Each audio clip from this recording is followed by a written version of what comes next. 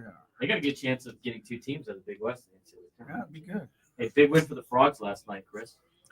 Yeah, on the road upset. I saw that. They're now on the bubble. We might actually make the tournament.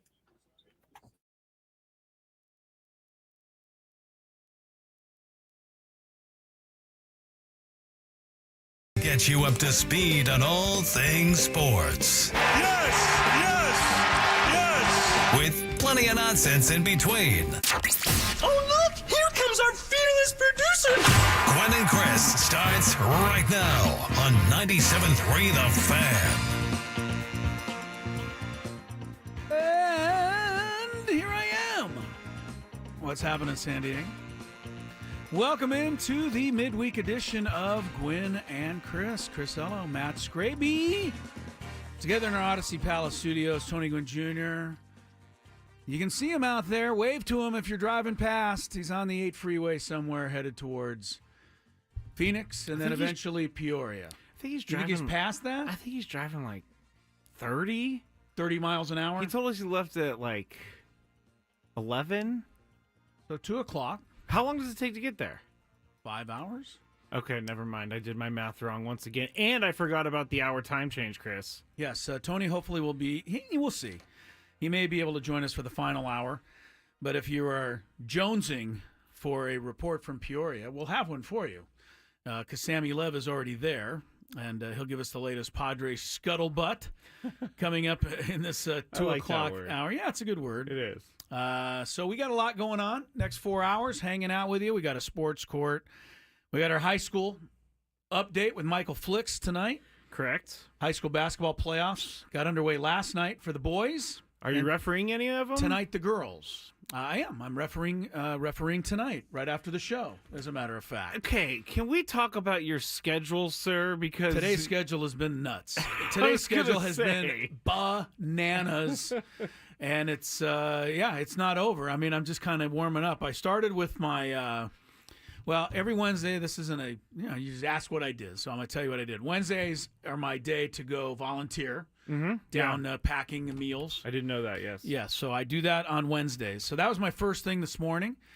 Got back from that just in time to throw my gear in the car and get over and announce the Aztec women's basketball game, which was an 11 o'clock game today.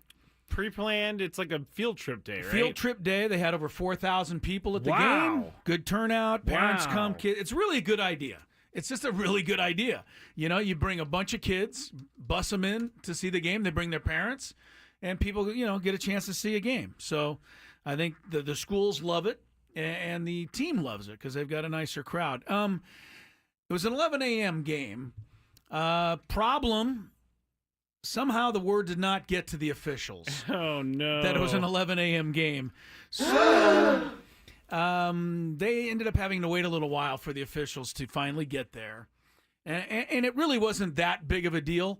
But when I first heard that the officials were not aware of the 11 o'clock game, I told our coaches, so my stuff's in the car.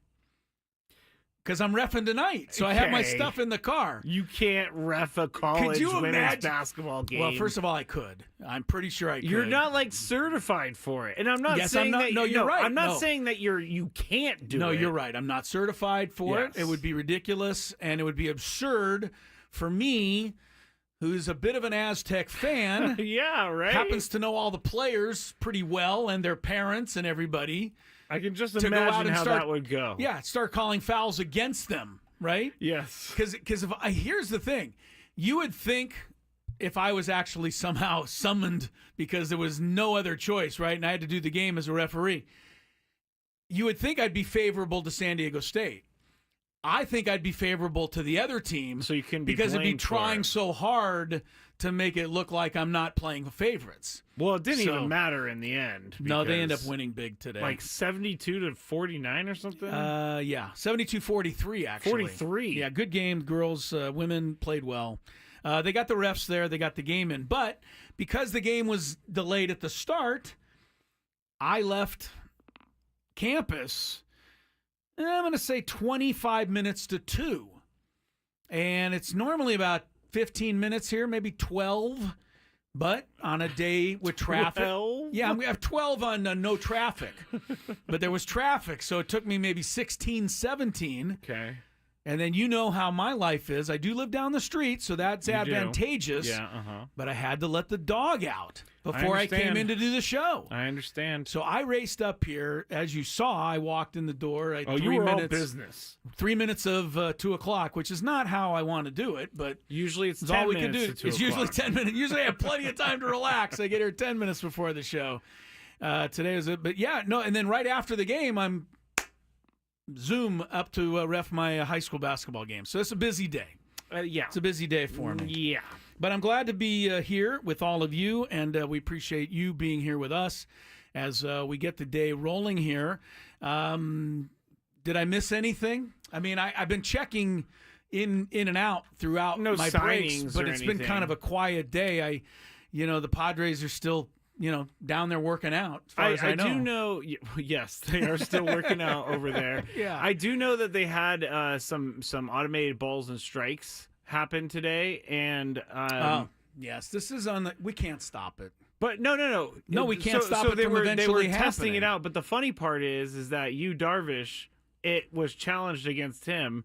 And so Sammy Lev put up the actual tweet of the video of the challenge, and then Darvish was so upset by this thing. He's already angry. Oh, he hates the He already automatic is balls and so strike guy? It's gonna go both ways. You're gonna hear him in Japanese, and then you're gonna hear his translator. I want to hear the Japanese for sure.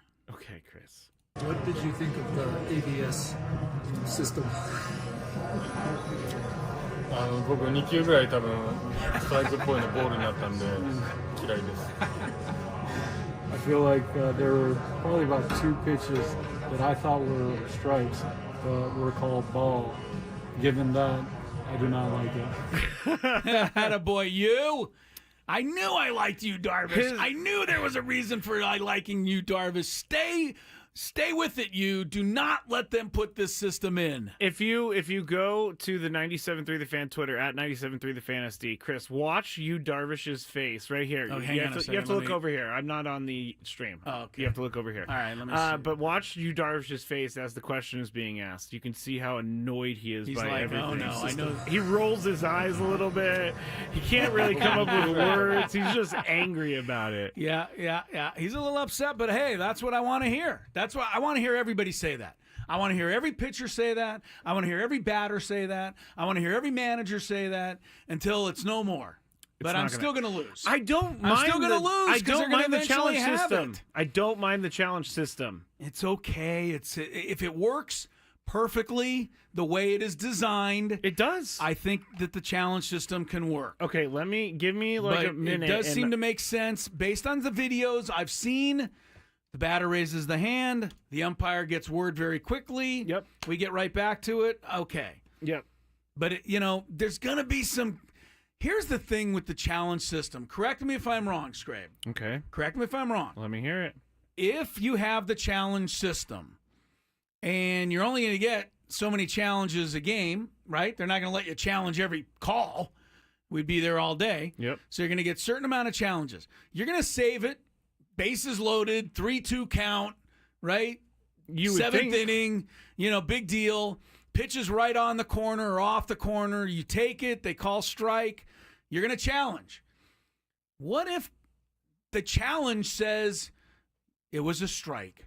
But we all know that because it was a curveball that bent down below, it was way down below the knees. There's just going to be more controversy, isn't there? Like I don't know. The basic problem with the automated, what do they call it? ABS? ABS, automated balls and strikes. All right. Automatic balls and strikes. The basic problem to me doesn't seem like it's on a fastball, right? Because there's a rectangle box. Yep. The ball is straight. It goes into the box. It hits it or it doesn't. Boom. Strike or ball. That seems pretty, It's much more complicated than that. okay. There's Z-axes, there's No, I X know and what Y's I know what and you're L's. And I know what you're saying, but a fastball, it makes sense to me that it would work. A curveball or a breaking pitch, one with some of the movement, how about a knuckleball, has a ton of That'll movement. be interesting. It has a ton of movement. It's coming in. does the ABS system recognize exactly when it gets to the Yes. plate? They wouldn't have this if it didn't. Because we've seen curveballs that are above the shoulders, then they drop down.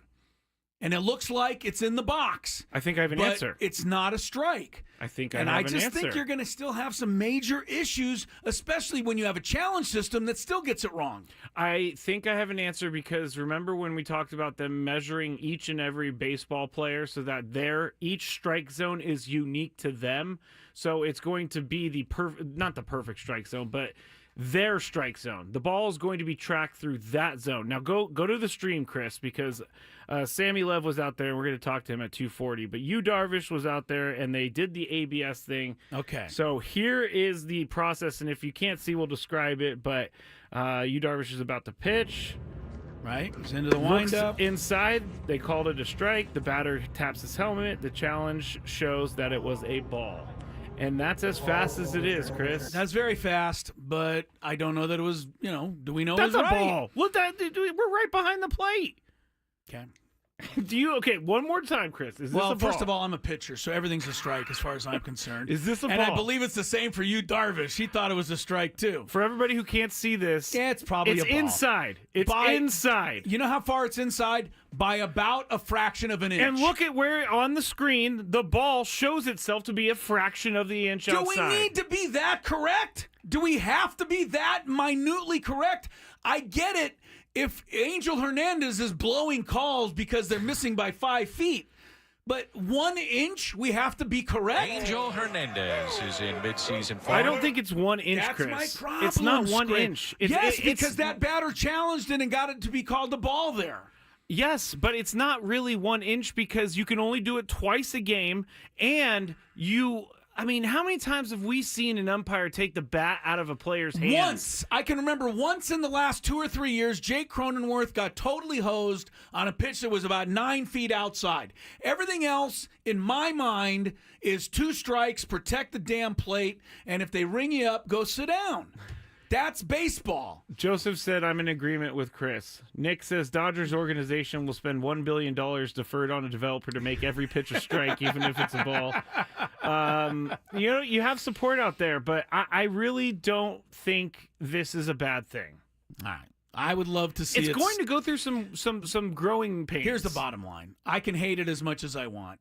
It's going to happen. Just like let's- streaming. Exactly. So I'm gonna argue against that as well. All right, we're underway. Good day to be with you. Glad you're with us. Middle of the week. Tony should be down there in Peoria. We hope we get him a little later. We'll definitely have Sam Levitt with an update. Couple of baseball moves today. We'll let you in on those. Some signings when we come back and get further underway on Gwynn and Chris.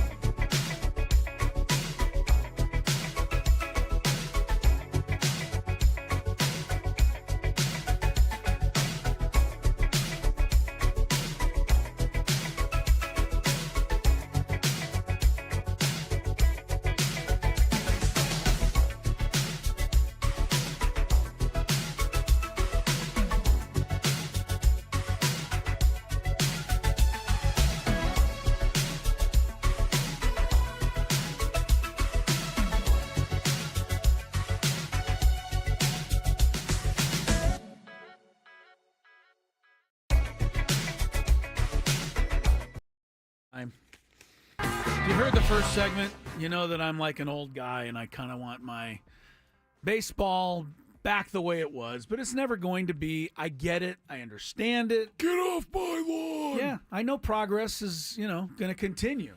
So, and most of the stuff I've fought against, I've ended up liking. So hopefully I like the balls and strikes thing. I think if it's 2 strikes, I don't know. I was taught, protect the plate, swing the bat. Maybe they will protect the plate. It doesn't now you don't change have the to protect- strategy you of don't the have- at-bat. You don't have to protect the plate. If it's 1 inch outside, you can challenge and you'll get the call. I don't think we're going to be seeing them use it. Like, the only time we're going to be seeing it is when it's actually a big moment or it's an egregious bad call. Well, I haven't, other than I really can't recall an egregious one except that Cronenworth one, and I'm pretty sure that was 2 seasons ago. I think I know what you're talking about. There's calls that are close, and you go, well, I wish that was a strike, or I wish that was a ball. Hey, life's tough. Pitch through it. Let's go.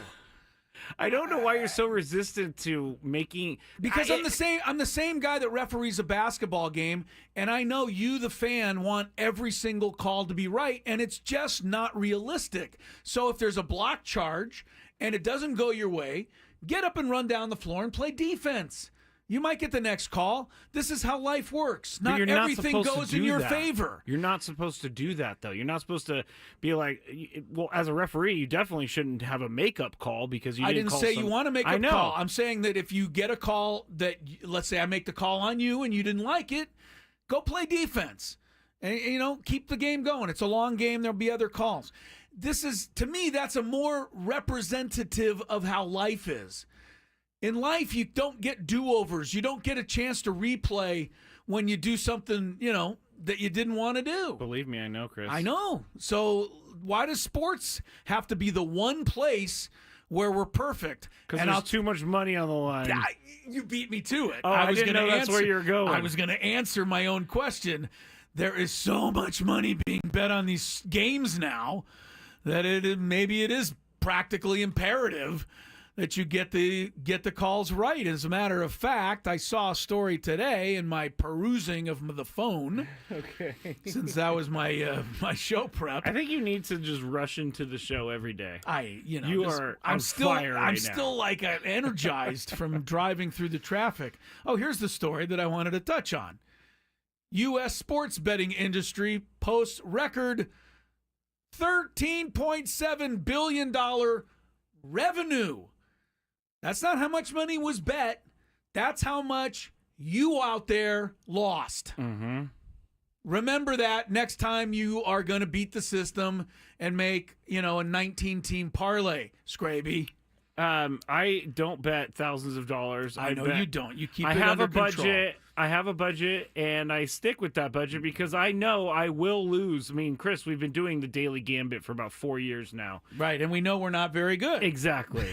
we know it's hard to do. Some people are saying that sports betting could become the new tobacco industry.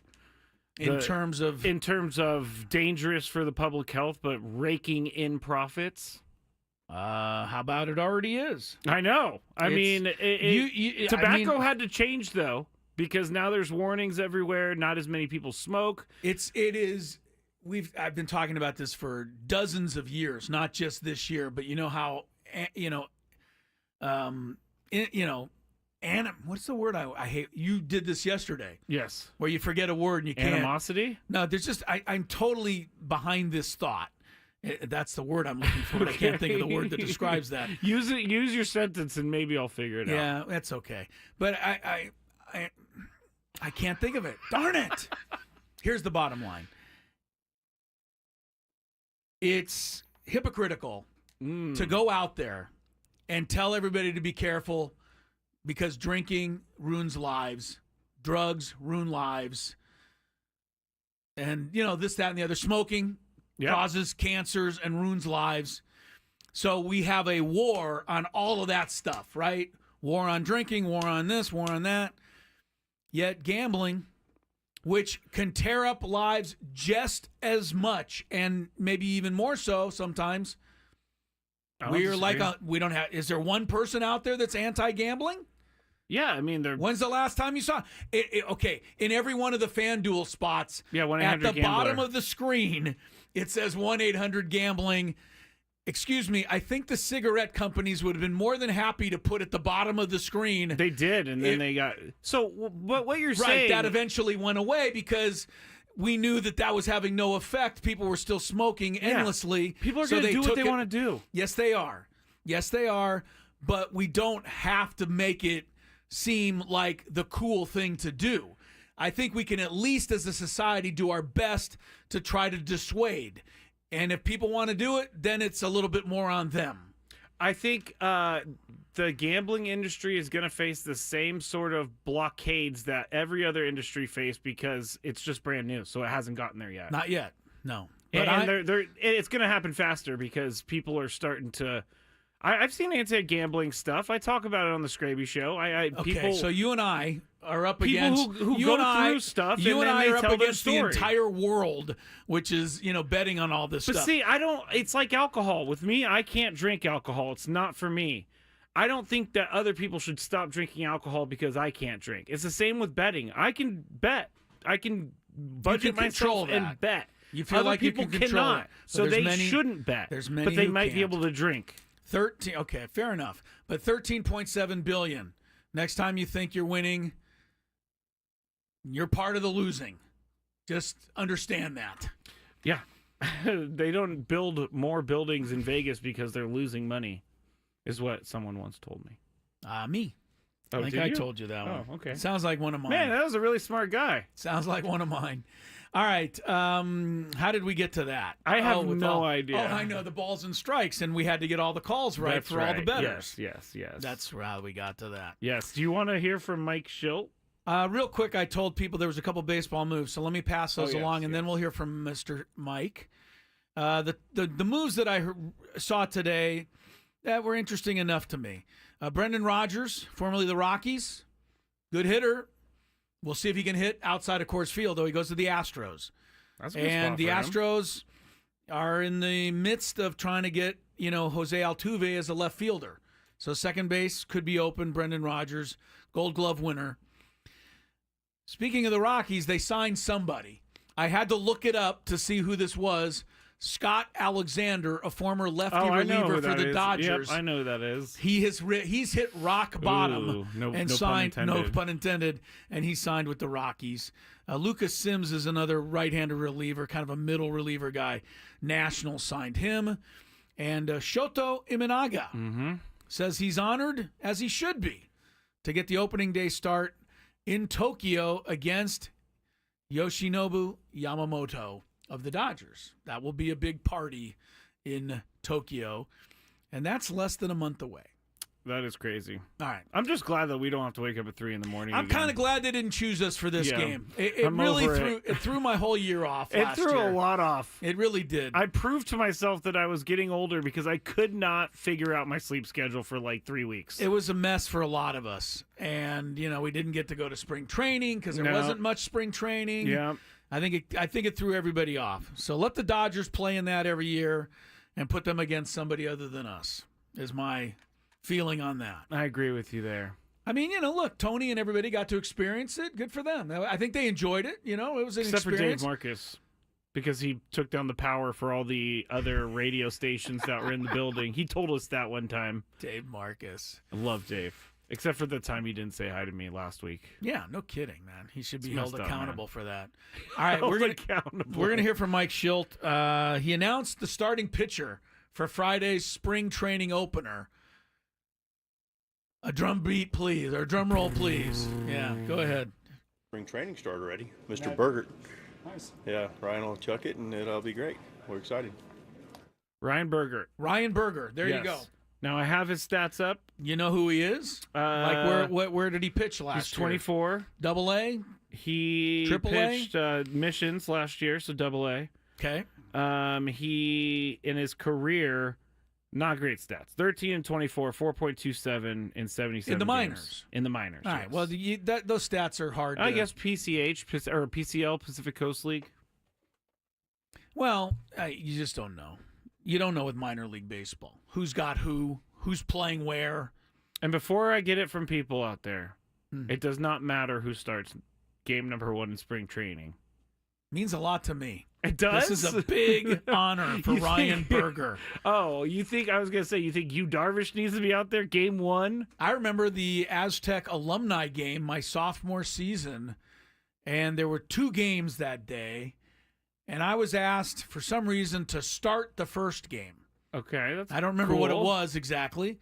But yeah, I was like the worst pitcher on the team, but I felt I'm opening the season. That's right. They're like, we need BP to start Right, the game. yes, we need to get these guys feeling confident, so why don't you go out there that is an honor. and throw a couple of meatballs. It is an honor, and for this guy, it's a huge opportunity for him. I think so. Maybe Ryan he can turn Berger. it around. They're looking for lottery tickets. What if he and just maybe pitches a he's one of no-hitter them. Friday? Like 9 inning, just wipes him out. Does it count if it's in the minor leagues in a spring training game? I don't think so. I guess it is the minor leagues, but... All right, we'll get more from Peoria. Sam Levitt will join us. We'll get into all the rest of the sports stuff later. The Aztecs had a comfortable win last night over Fresno State. Thank you, Aztecs, for not making us have to sweat everything out. NFL notes, NBA stuff. All-Star break is over. So Lakers, at least, return to action tonight. So a bunch of other stuff as we go along on 97.3 The Fan.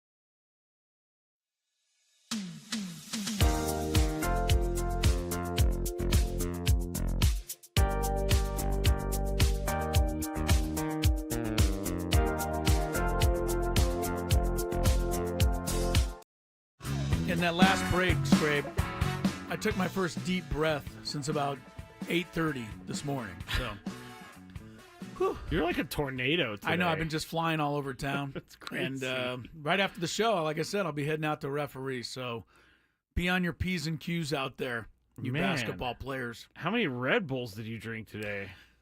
It's not that. It's a mental thing where I say, you know what? I'm just going to have to be on all day. So I just mentally prepare and just do that. That's interesting. It's one of these things. I think it's similar like the shark. If I stop swimming, I'll drown. It's just, sorry? Okay, if I lower my energy level, I'll just fall asleep. And I can't afford to fall asleep. So a shark drowns when they stop swimming? Yeah, they die. You didn't know that? They always swim? Oh my God. Sam Levitt is here with us. Scraby learning things as we go along. Yes, sharks. What happens Sharks to another fish if they stop swimming? I don't know. Some fishes, I believe, can sleep while they're just kind of not swimming. But Dory sharks, from Finding Nemo said just keep swimming. So does a shark never sleep? I believe they sleep while they're swimming around. You know what? I'm going to look this up. Look it all up, but I know that sharks have to keep swimming, or they just, that's ball game. Oh, man. That's ball game. Okay. This is very interesting. All right. We're learning stuff today, Sam Levitt, who's wearing a New Orleans Firebird shirt today. What is that representing, sir? Oh, Orleans Firebirds, the team that I worked with in the Cape Cod Baseball League, summers of 2012 and 2013. Shout out to the Orleans Firebirds, yes. Shout out.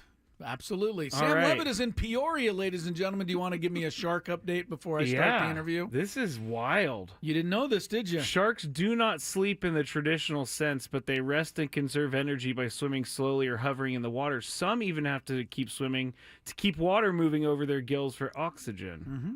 Yeah, they die if they stop swimming. I can't believe. I'm honestly surprised you. I've never heard that kind in of my life. One of those people who knows stuff didn't know that. Sam's like, I really needed to go through my day. Sam Levitt, get home so we can talk about sharks sleeping. What's more important, Sammy? Tell me something more important that's happening in Peoria right now.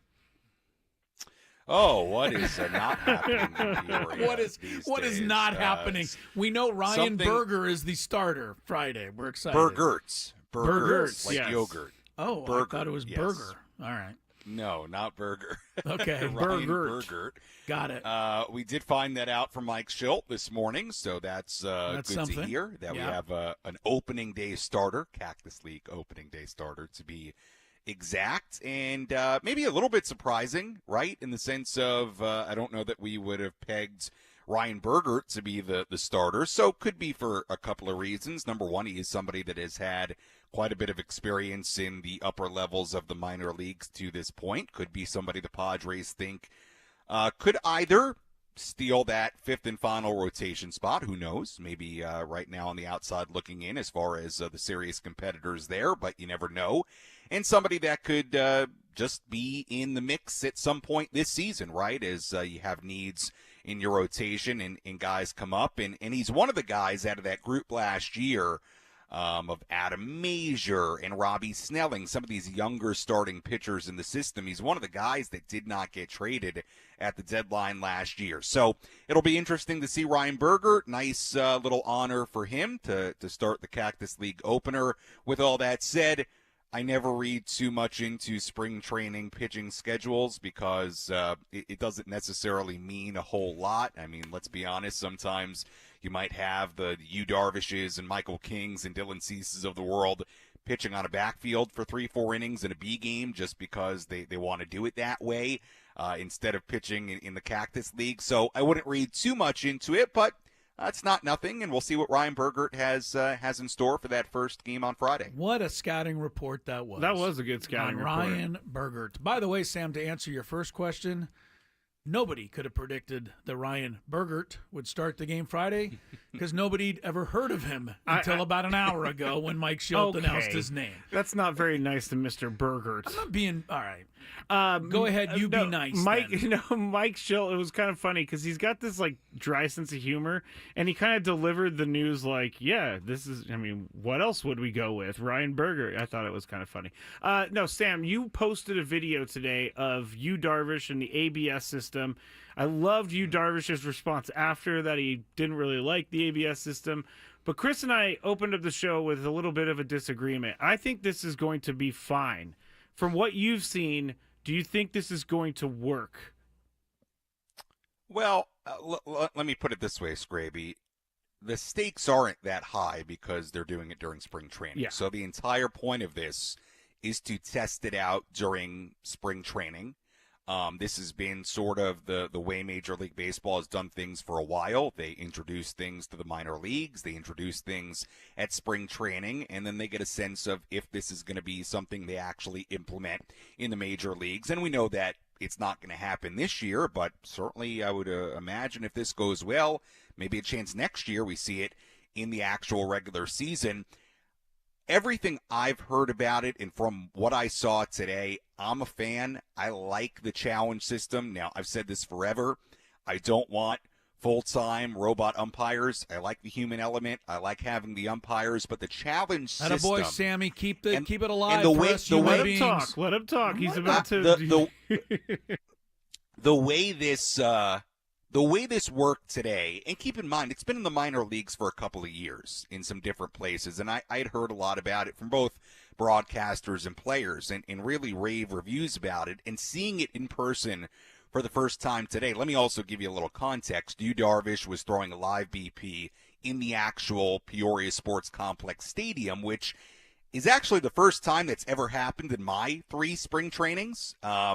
They wanted to get him out there in more of a, I don't know if game setting is the right word, but get him in more of a game environment in the stadium. I don't know how much just testing out the ABS system was a part of it, but it was running, and they were aware that he was throwing a live BP. So they used it sort of casually, like there were some moments where some of the minor league hitters that were facing Yu Darvish where they were like, oh, should I challenge it? And coaches from the stands were like, challenge it, because there's no rules. I mean, this is a live BP, right? Yeah. So it was kind of casual, but it was, I will tell you, really interesting to watch how quick it happens. I mean, batter or catcher taps his head, and within 5 to 8 seconds maybe, that pitch is up on the board, just like in tennis where you see the ball land and you can see whether it's in or out or got a piece of the line or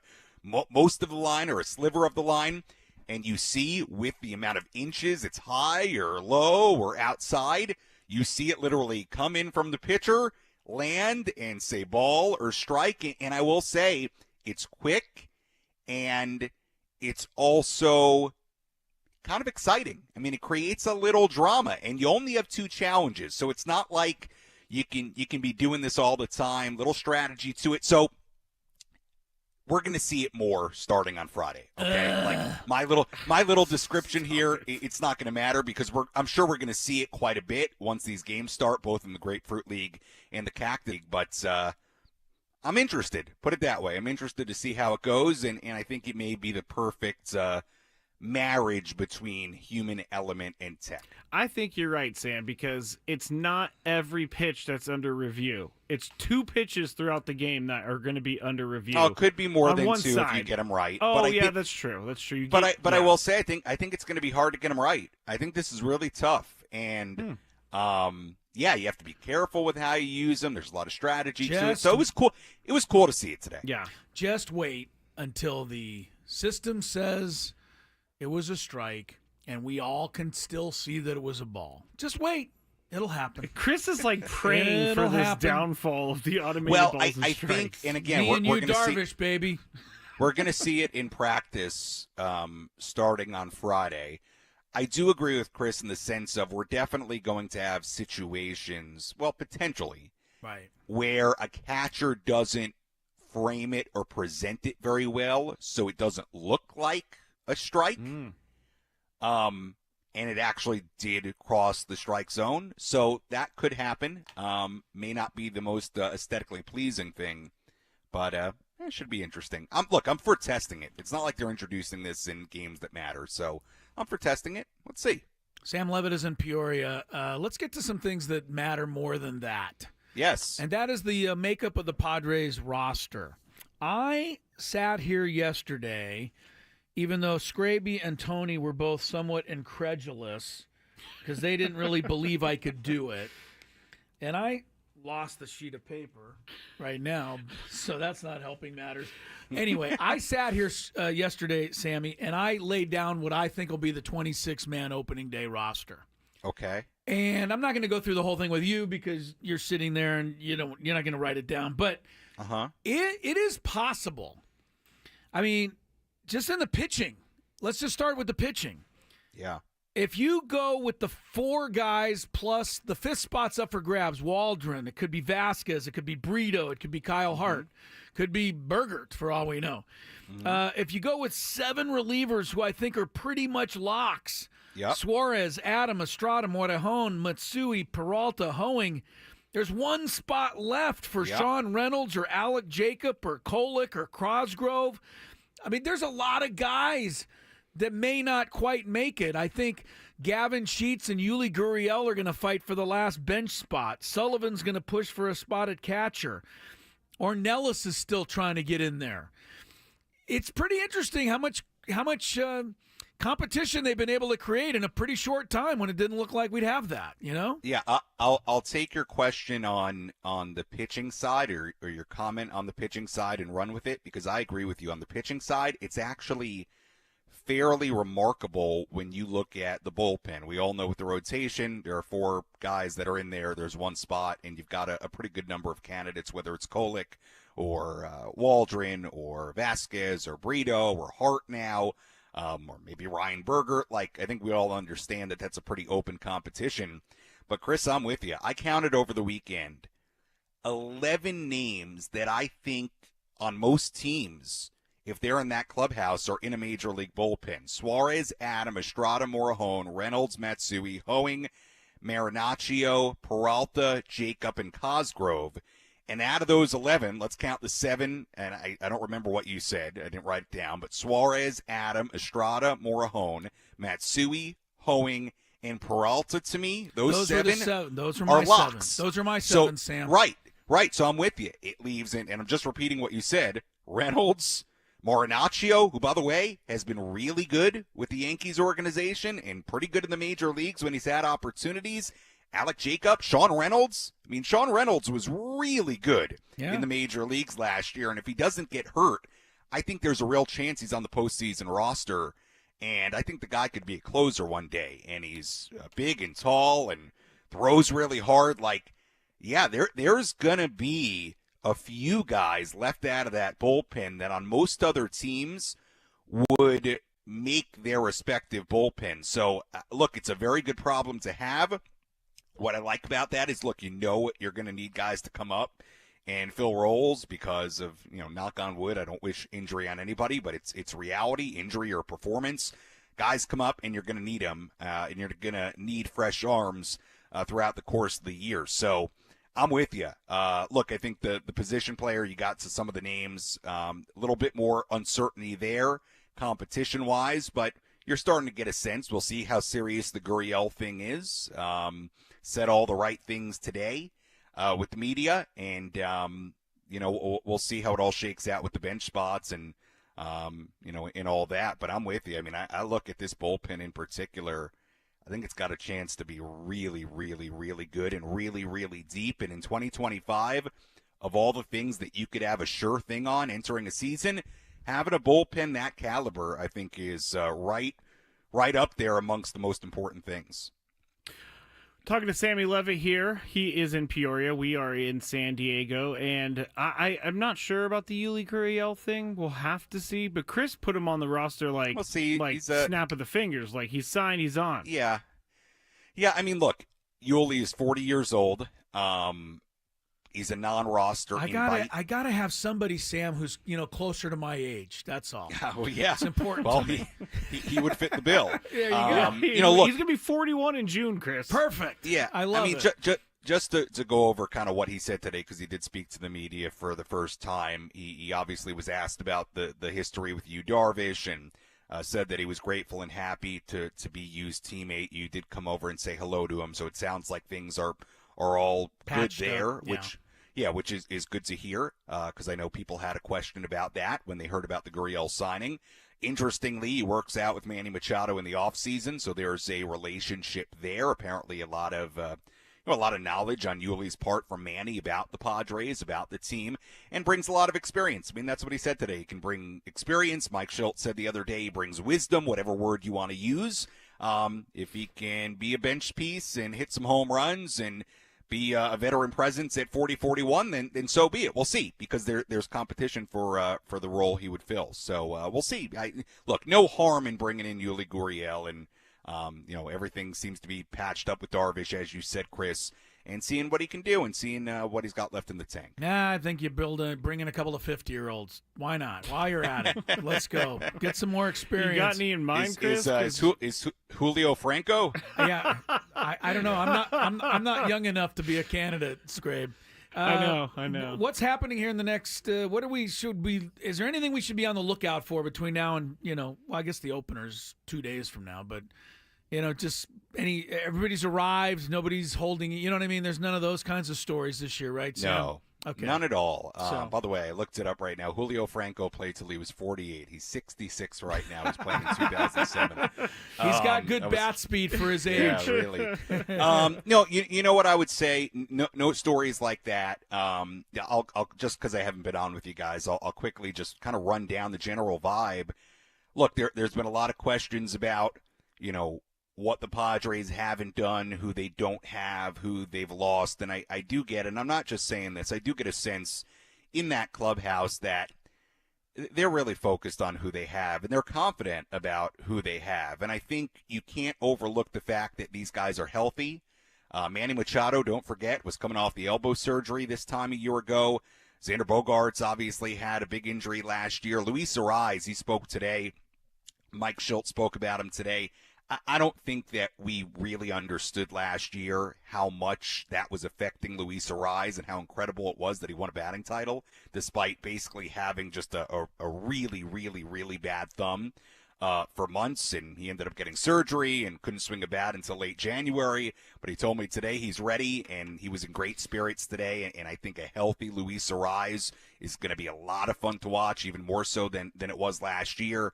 They're healthy, and I think you look around that clubhouse, and like we said, you look at now the four in the rotation with Pivetta in their bullpen and the core of offensive players, where they are kind of 1 through 6, 1 through 7 in their lineup. And to me, even though it was a very quiet offseason, and I know there's been a lot of doubts, and maybe this is a little bit of spring training Kool-Aid, it probably is a little bit. But you look around, and I think it feels pretty good, and I think they feel confident in who they are. And I also will say this, I used this word earlier, continuity. Like, there's continuity in your core. There's continuity with your pitching staff. There's continuity with your bullpen. There's continuity with your coaching staff.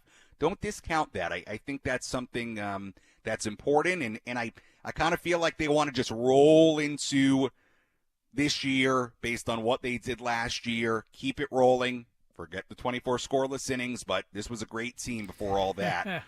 Keep on doing what you did last year. Be together as a group as they were last year, and I think they're very confident about that. It's been a good vibe, a quiet spring so far. Not a ton of big headlines, but that's good. A good they vibe. can just get down to work. Quiet is good. I'd almost forgotten about the 24 inning thing till you had to bring it up.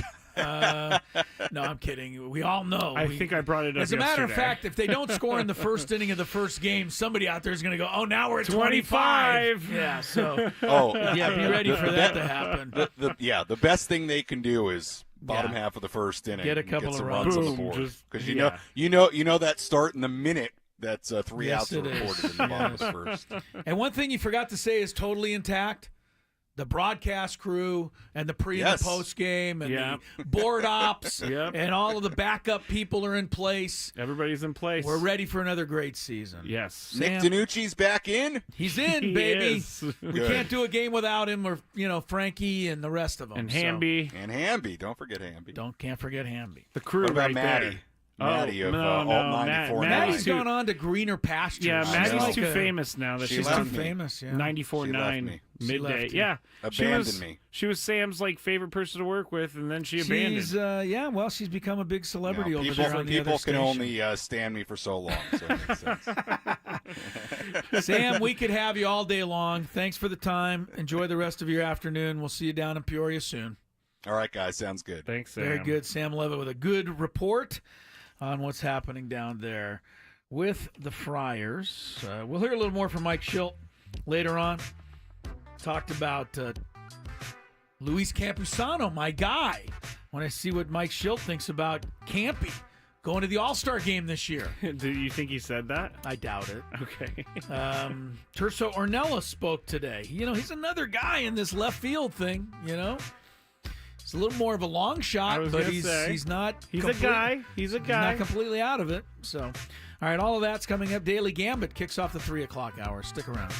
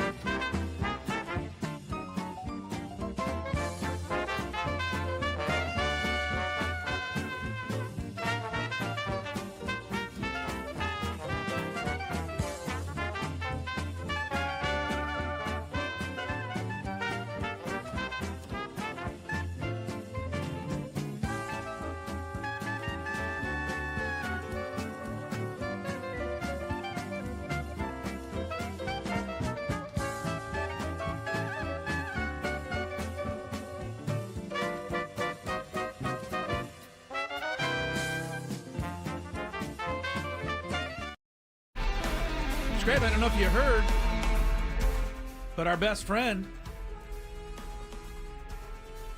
Rob Manfred, saying within the last 24 hours anyway, disparity should be at the top of my list of concerns about what's occurring. This dude but I'm is, not going to be critical of the Dodgers. This dude is talking out Manfred. of both sides of his mouth consistently. You think?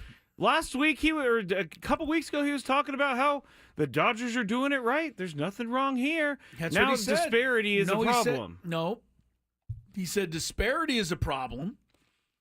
Or he said disparity. No, I'm not going to stop doing that. He said disparity is a problem. But he said if he's going to be critical of somebody, it's not going to be the Dodgers. He said it's going to be the system.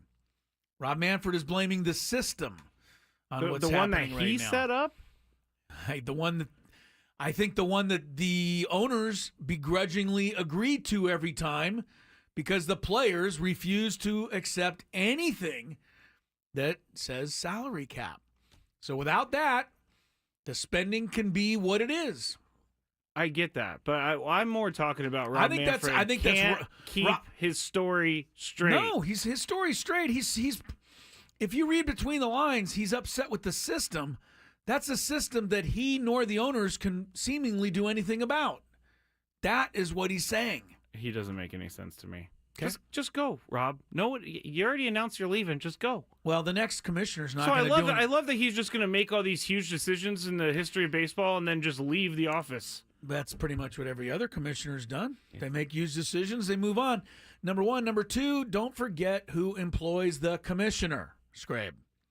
The owners do. So Rob Manfred is going to speak on behalf of the owners every single time, and so is the next commissioner, whoever that is, who's also not going to be able to get the players to agree to a salary cap. There hasn't been a commissioner yet, so what makes you think the next one will? Commissioners are just kind of henchmen for the owners. Yes, they are. Very good. Is really dumb. Very good. Like, why don't you do something for the betterment of baseball, Rob Manfred, and stop listening to the stupid commissioners or the owners? Because the commissioners pay his salary, and Rob Manfred wants to keep making $10 million a year to support his habit. His habit? No, he doesn't have a habit.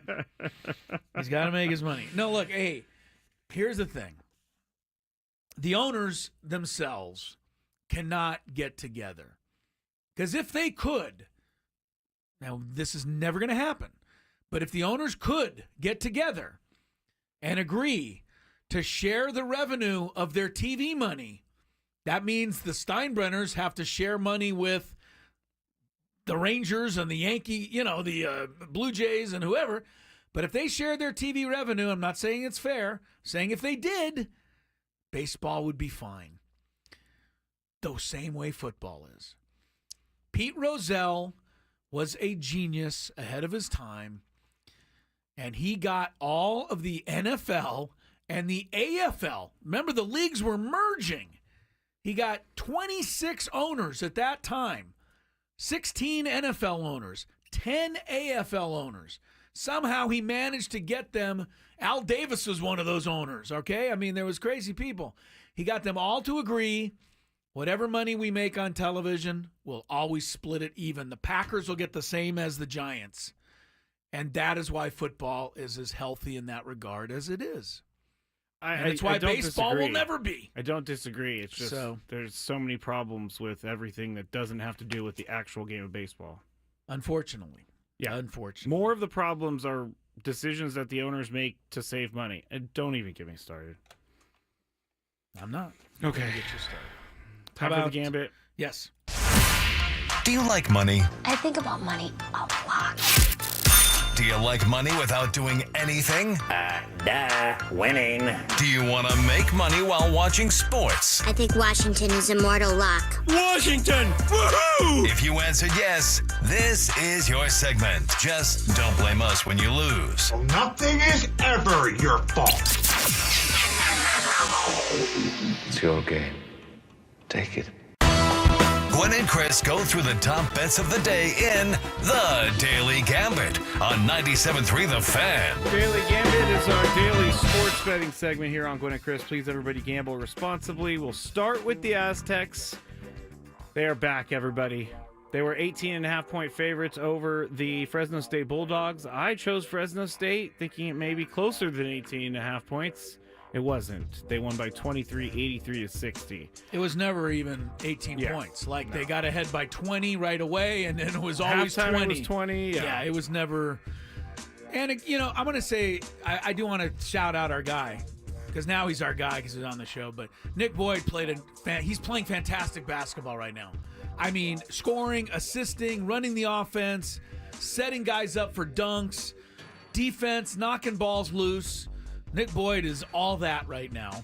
And he was, as Ziegler told us, he was leading the team even when he was playing bad. So now that he's playing well, you're getting everybody buying in. And Magoon Gwath, I'm sorry, Scrape, the guy blocks every shot that's taken. Is he better than Nathan Mensah? He's almost already better offensively than Nathan Mensah ever was, I hate to say. Nathan Mensah was never much of an offensive guy. No, Nathan Mensah still had more experience to positionally play defense, guard in the post, things like that. But Magoon Gwath's incredible ability to block shots and shoot threes and run the floor. This guy's a freak. He's on our team. I love it. I love it. Yeah. I do. I love his name, too. It's great. I know. UCLA, minus 11.5 last night against Minnesota. We all drank that Kool-Aid of UCLA. Minnesota wins 64-61. Oh, Minnesota pulled it out? They did, 64-61. They were down in that game. The Bruins back to being delusional, I guess. Florida, minus 14.5 against Oklahoma. You guys chose Florida. I chose Oklahoma. I was wrong again. Florida wins 85-63. Yeah, they're a contender for the title, Florida. UConn, 8.5-point favorites over Villanova. Now, Villanova had a big lead in this game. It was on our TV in here. We were all feeling good about it. Tony chose Villanova, but UConn ended up winning this game. They were 8.5-point favorites. They did not cover the spread. No, they won by 7, though. They outscored them, I think, 30-6 to finish the game. Because you're right, Villanova's up by 14, 15 points. Correct. And then, lucky us, UConn came back to win. Well, they do have the best coach So of all happy time. for Dan Hurley. Best coach of all time. Yeah. Michigan State. By the way, he's sitting comfortably in 6th place in his conference right now, the best coach of all time is. That's a good spot for the best coach of all time. I think that's where he belongs. When he says I'm the best coach of all time, he really means the 6th spot best coach of all time. All right, I think my hatred for Dan Hurley is going to get old. Get in line. Everybody hates the guy. So Michigan State I bet minus his own 3.5. wife. I bet his own wife has problems. I'm going to stop you right there. Michigan State minus 3.5 against Purdue. Mm-hmm. Now Purdue, I bet on them early in the year. I'm not doing it anymore. So I went with Michigan State. Tony went with Michigan State. You went with Purdue. Michigan State wins this one by 9, 75-66. I went with Purdue. Purdue. Yeah, they didn't do it last night. And then finally, this one, major shocker. BYU. It sent shockwaves through college basketball last night. It really did. It did, and my jaw hit the floor when I saw this final score. BYU 2.5-point favorites over Kansas. We all chose Kansas, and BYU won 91-57. Kansas. Do that math for me. 34 points. You got that one. 34 is right. I did it earlier. Kansas is now tied for 6th, 7th, and 8th place in the conference. And they're still ranked. They're still ranked. They're not going to be ranked after this week. I hope not. They also are 18-17 in their last 35 conference games, going back over the last 3 years. Like, Kansas is just not Kansas anymore. But they still get treated like Kansas. They'll get a 4 seed, a 5 seed. And be one and they and just done. flat out, well, I don't know that they will, but I'm just saying they flat out don't deserve anything like that in the tournament the way they've been going. And BYU, it was a joke. 91-57. Bill Self. Come on, Bill. All right, we're going to have to make the bets on the other side. But before we go to break, the Slam Dunk in Vegas National Contest is your chance at the ultimate trip to Las Vegas. All you have to do is download the Odyssey app, log in, and listen to 97.3 The Fan for at least 1 hour to earn your daily entry into this national contest. The grand prize is travel and accommodations for a winner and 3 guests to Circa Resort and Casino, Las Vegas's premium sports viewing destination, where you can watch the biggest March Hoops party at Stadium Swim, plus $20,000 cash.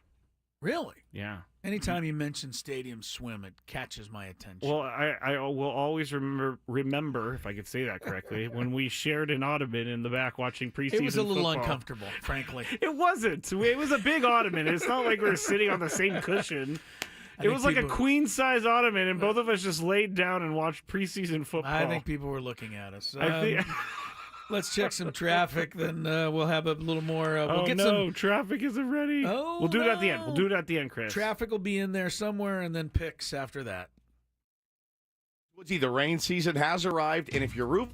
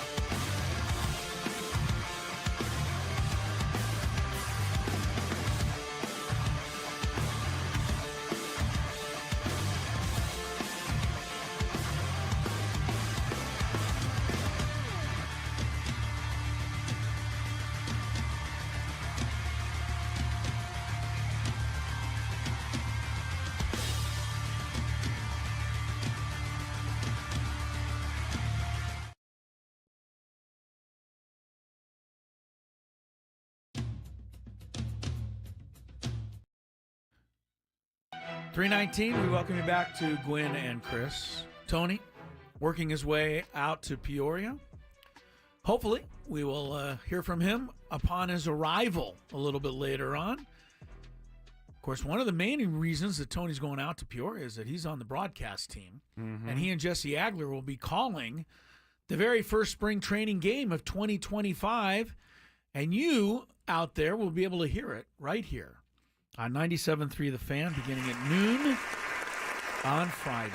I've said this many times, but many times. Baseball on the radio is my happy place. It's almost better than TV. I agree. In some ways. In some ways, yes, but you get the because I drive home during the game all the time, you get just the because theater I'm done of here. the mind, as it were. Yes, Jesse and Tony are fantastic, and they do a great job. This hour 97.3 The Fan is brought to you by Jack in the Box. Jack in the Box, new crispy boneless wings have so much more crunch. Is that right? Yep. Okay. They have so much more crunch than the competition. You won't be able to think about soggy nugs again. Please when I understand. Put that in the computer. Please understand that I'm just reading what is there. Oh, I love it. You know, there's a big fast food revolution around chicken nuggies for some reason. I'm not sure why, what's going on, but even Taco Bell had chicken nuggets for a second. Went to go order them one day, Chris. Guess what? Taco Bell chicken nuggets? Yeah, the ads got me. Really? I went to go just try them. Wow. They were out. And you know what I did? I cannot believe one of those ads got anyone. I left because that's all I wanted. No, you wanted chicken nuggets. From Pretty Taco soon Bell. Starbucks is going to have chicken nuggets. I think they coated the chicken nuggets in like Loco's taco dust. All right. Whatever works for you. Okay. All right, let's get a few picks in here before we get too far off the beaten path. The Lakers are back in action tonight. So I hear. In fact, that's the only NBA game after the All-Star break. I mean, come on. Why would anybody else even play if the Lakers are on the schedule? It's true. Lakers are home to the Charlotte Hornets. LeBron James. Ooh, is this going to be awkward? LeBron, what? With the whole trade not going through thing, Mark Williams, I don't even think he's reported back to his team yet. Oh, yeah, that would be awkward if Mark Williams actually ever went back to Charlotte. I do not know what happened in the wake of that trade not going through with...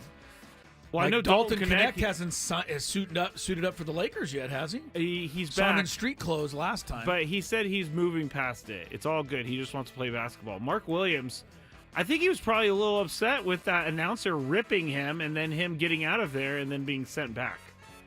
Well, that's going to be awkward. The Hornets quote was, "We are delighted to have him back." I don't think he feels the same way. No, I don't think he feels the same way. Anyway. Lakers, LeBron is not going to play.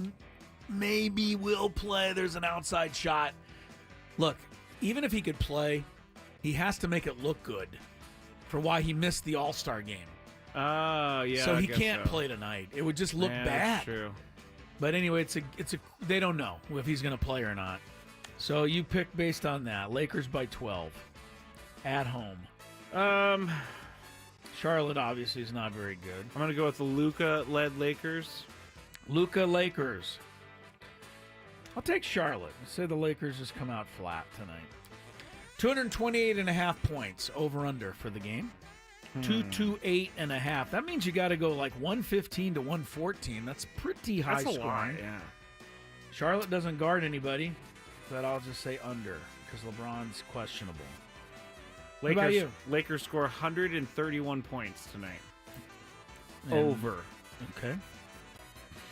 I mean, if they score 131, Charlotte would still have to score 98 for you to win. I think they could do that. Okay. 139. Wow. Lakers by 40, you say. Luka or LaMelo, who scores more points tonight?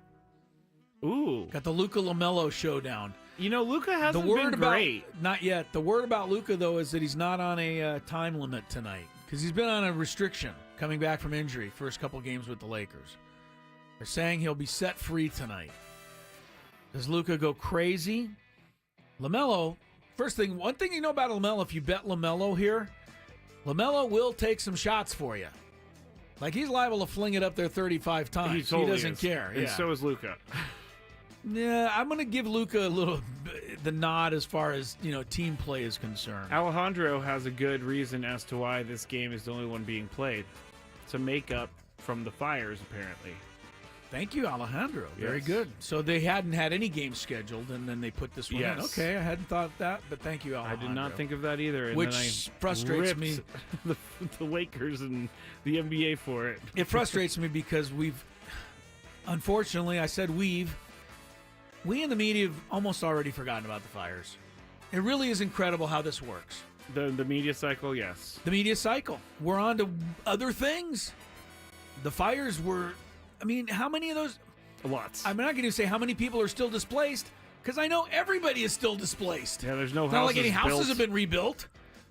Yet the media is on to the next thing. There's nothing on TMZ about the rebuilding of houses in Malibu. Well, that's not news, I'm Chris. just giving you. I know. I'm Nobody agreeing cares. with you. All right, Luka or LaMelo? It's a tough one. After that hard-hitting conversation, Yeah, I know. I'm gonna go with Luka. Luka over LaMelo. All right, I'll take LaMelo. Make it interesting.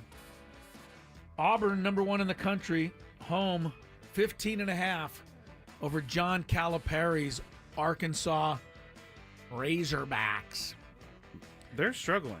They are, but they did beat Kentucky earlier this year, and that Kentucky. was in Kentucky because Calipari returned to Kentucky and won the game. So we know Arkansas has some talent. Good for his team. But I have to root for Auburn because Arkansas, like the Aztecs, is on the proverbial bubble. Oh, so you want them out? I want them out of the way. So I'll take Auburn here. I will take Arkansas. You will. But they're not going to actually win the game. It's not Arkansas. It's the sauce. The sauce. Sorry, forgot. One of Tony's great inventions. Boise State at home, 4.5 over New Mexico. New Mexico not being ranked is one of the great injustices in college basketball right now. They're 13-1 in this league. This is still a good league. I know it's not the SEC or the big this or big that. It's still pretty good, the Mountain West. Got some good teams. New Mexico's lost one game the whole year, and that was, I forget who it was too now. What's their Ken Palm if they're not ranked? I don't know. They must not be playing or hadn't played. They didn't tough play teams. the same. They didn't say play the same schedule as the Aztecs did. Yeah, they didn't play Houston and teams like that. But the fact that New Mexico is leading this conference with one loss, they ought to be ranked. Anyway, they're on the road tonight at Boise State. 4.5. Boise State is favored because they're at home. So you choose, Grabe. I'm going to go New Mexico. You're going to go with the Lobos. Boise State at home is tough to beat. First meeting New Mexico by 19 down in the pit. New Mexico. You know who New Mexico's only losses to? San Jose State.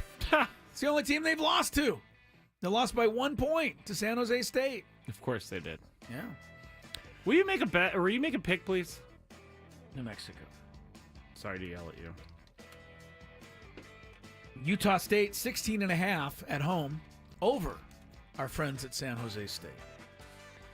Sparty, for some reason, that version of Sparty, San Jose State Sparty, only seems to show up against the Aztecs. They get beat badly by everyone else. I'll take Utah State. I'm going to agree. Utah State. Utah State. One women's game, USC, number 4 in the country, 12.5 over number 22 Michigan State at Los Angeles. USC coming off the big win over UCLA over the weekend. I'm going USC. Going with the Troy, women of Troy. 12.5. Yeah, I'll take women of Troy. Women of Troy. I'm going to say one thing about college basketball right now. I don't know who's going to be in the men's Final Four, Final 8, etc. But the women's Final 8 could go something like this. You could have UConn. You could have South Carolina. You could have LSU. You could have Texas. You could have USC and UCLA.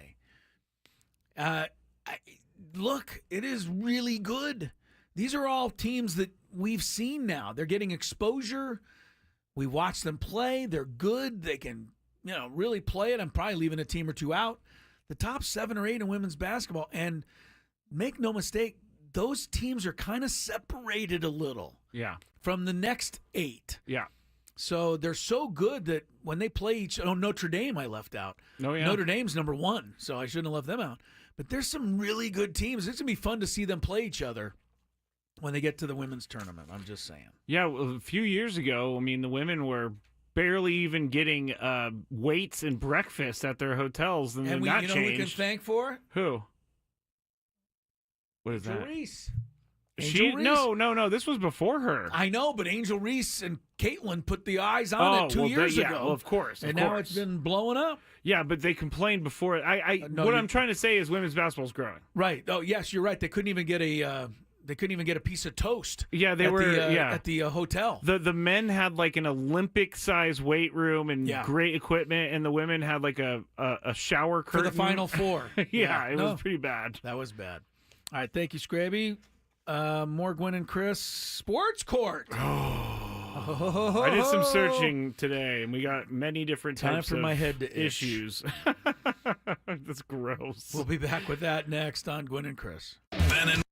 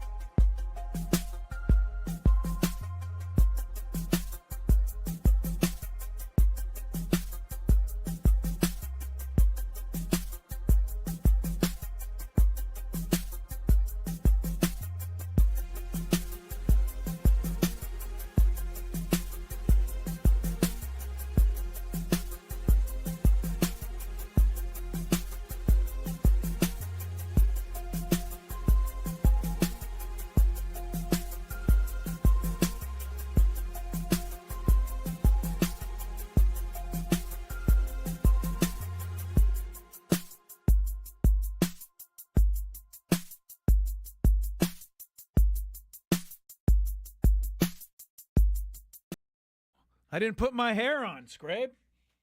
I know. I put it down for you. My hair's on fire. I gotta get it going here. Hang on. Hold on. His fake hair. My fake? He's putting on his judge's wig. If you've never seen this, you definitely need to see it. Just go to 97.3 The Fan on YouTube, and you'll be able to see our sweet hair. Thanks to Nate for these. Why isn't it fitting? I don't know. My head get too big? Maybe. Getting full of myself, Scraby. I didn't want to say it. Yeah. I kind of look like a sheep over here. Well, you got the beard combination, which I think is a little cray-cray. Yeah, yours is fitting. Very fitting. You know, when you have no hair, you're happy to have anything. So I take what I can get. We got Sports Court, obviously, coming up. And you mentioned the YouTube feed. Not everybody maybe is aware of it, but you can always watch the show. You go to YouTube and the search YouTube channel, search 97.3 97.3 The Fan during our show, and you can watch the show. A lot of people like to watch it. Obviously, if you're driving, don't watch the show. I Just do listen know to that the show if people, you're driving. I do know people sometimes will put it on the YouTube if they're not in the area, and they'll just let it play so that they can listen while they're driving. All right, that's which fair. is nice. Which is nice, you know. Well, we appreciate any way you enjoy the show. And don't forget, you can Scraby puts all the segments up in a podcast form pretty much at the end of every day. Yes. Why are you laughing? Because it's like... Is that not true? No, it's true. Just something I do every day for the past 7 years. And But there's a lot of people that appreciate it. No, I'm not guarantee saying... you- Yeah, I'm not saying there's I anything guarantee wrong you, with if it. people that miss the 2 o'clock hour or something, they want to hear something, and then it's there for them. I've been told that my eye rolls and sometimes Chris's disdain for me is only good it's only good if you see it on the YouTube. It helps to see it. Yeah. I would agree with that. How long have we done the video? Has it been a year yet? Oh yeah. I think we'll be coming up on 2 years in 2 October. years of video. Okay, so a year and a half. Because we started it right after the baseball season ended in 2023. So this is one of those things I talked about earlier. Stuff that I can't stand, that I begrudgingly do, and then I love it.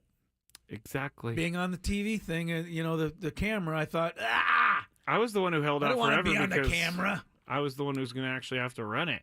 Now, And it works then- out. Now it just seems like we've always been doing it, but we really hadn't. It's been a long time. It does stress me out when we're on location or something. Like, I'm already stressed out about spring training, and it's a month away about how we're going to get on the camera. I'll help you.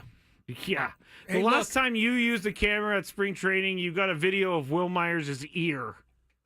Excellent shot of the ear, though. It was zoomed in on his ear. It was pretty comical, I must say. I don't think I had the same. In fairness, this is like 7 years ago, maybe 8. So I didn't have the same it was technology I wasn't as what working you for have the station now. yet.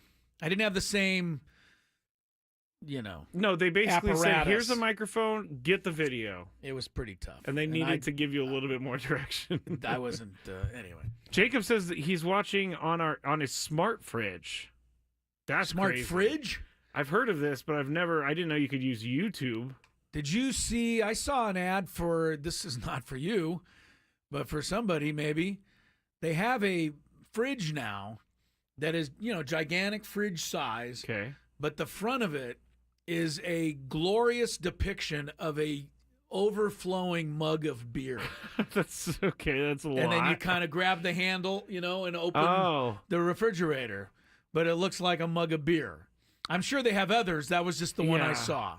I mean, that wouldn't have spoken to me even if I was an alcoholic. I didn't want anybody to know I liked alcohol. Yeah, I don't know that the mug of beer, but I mean, the idea that they're starting to do that now with refrigerators, they'll probably morph into other things. So your refrigerator won't necessarily always it's true. be a stainless steel door anymore. Do you know some refrigerators They're doing more. Also do like inventory? And you could also log into like a camera on your refrigerator if you're at the store. Oh, do I have enough milk? Nope, I don't. I see it. That helps.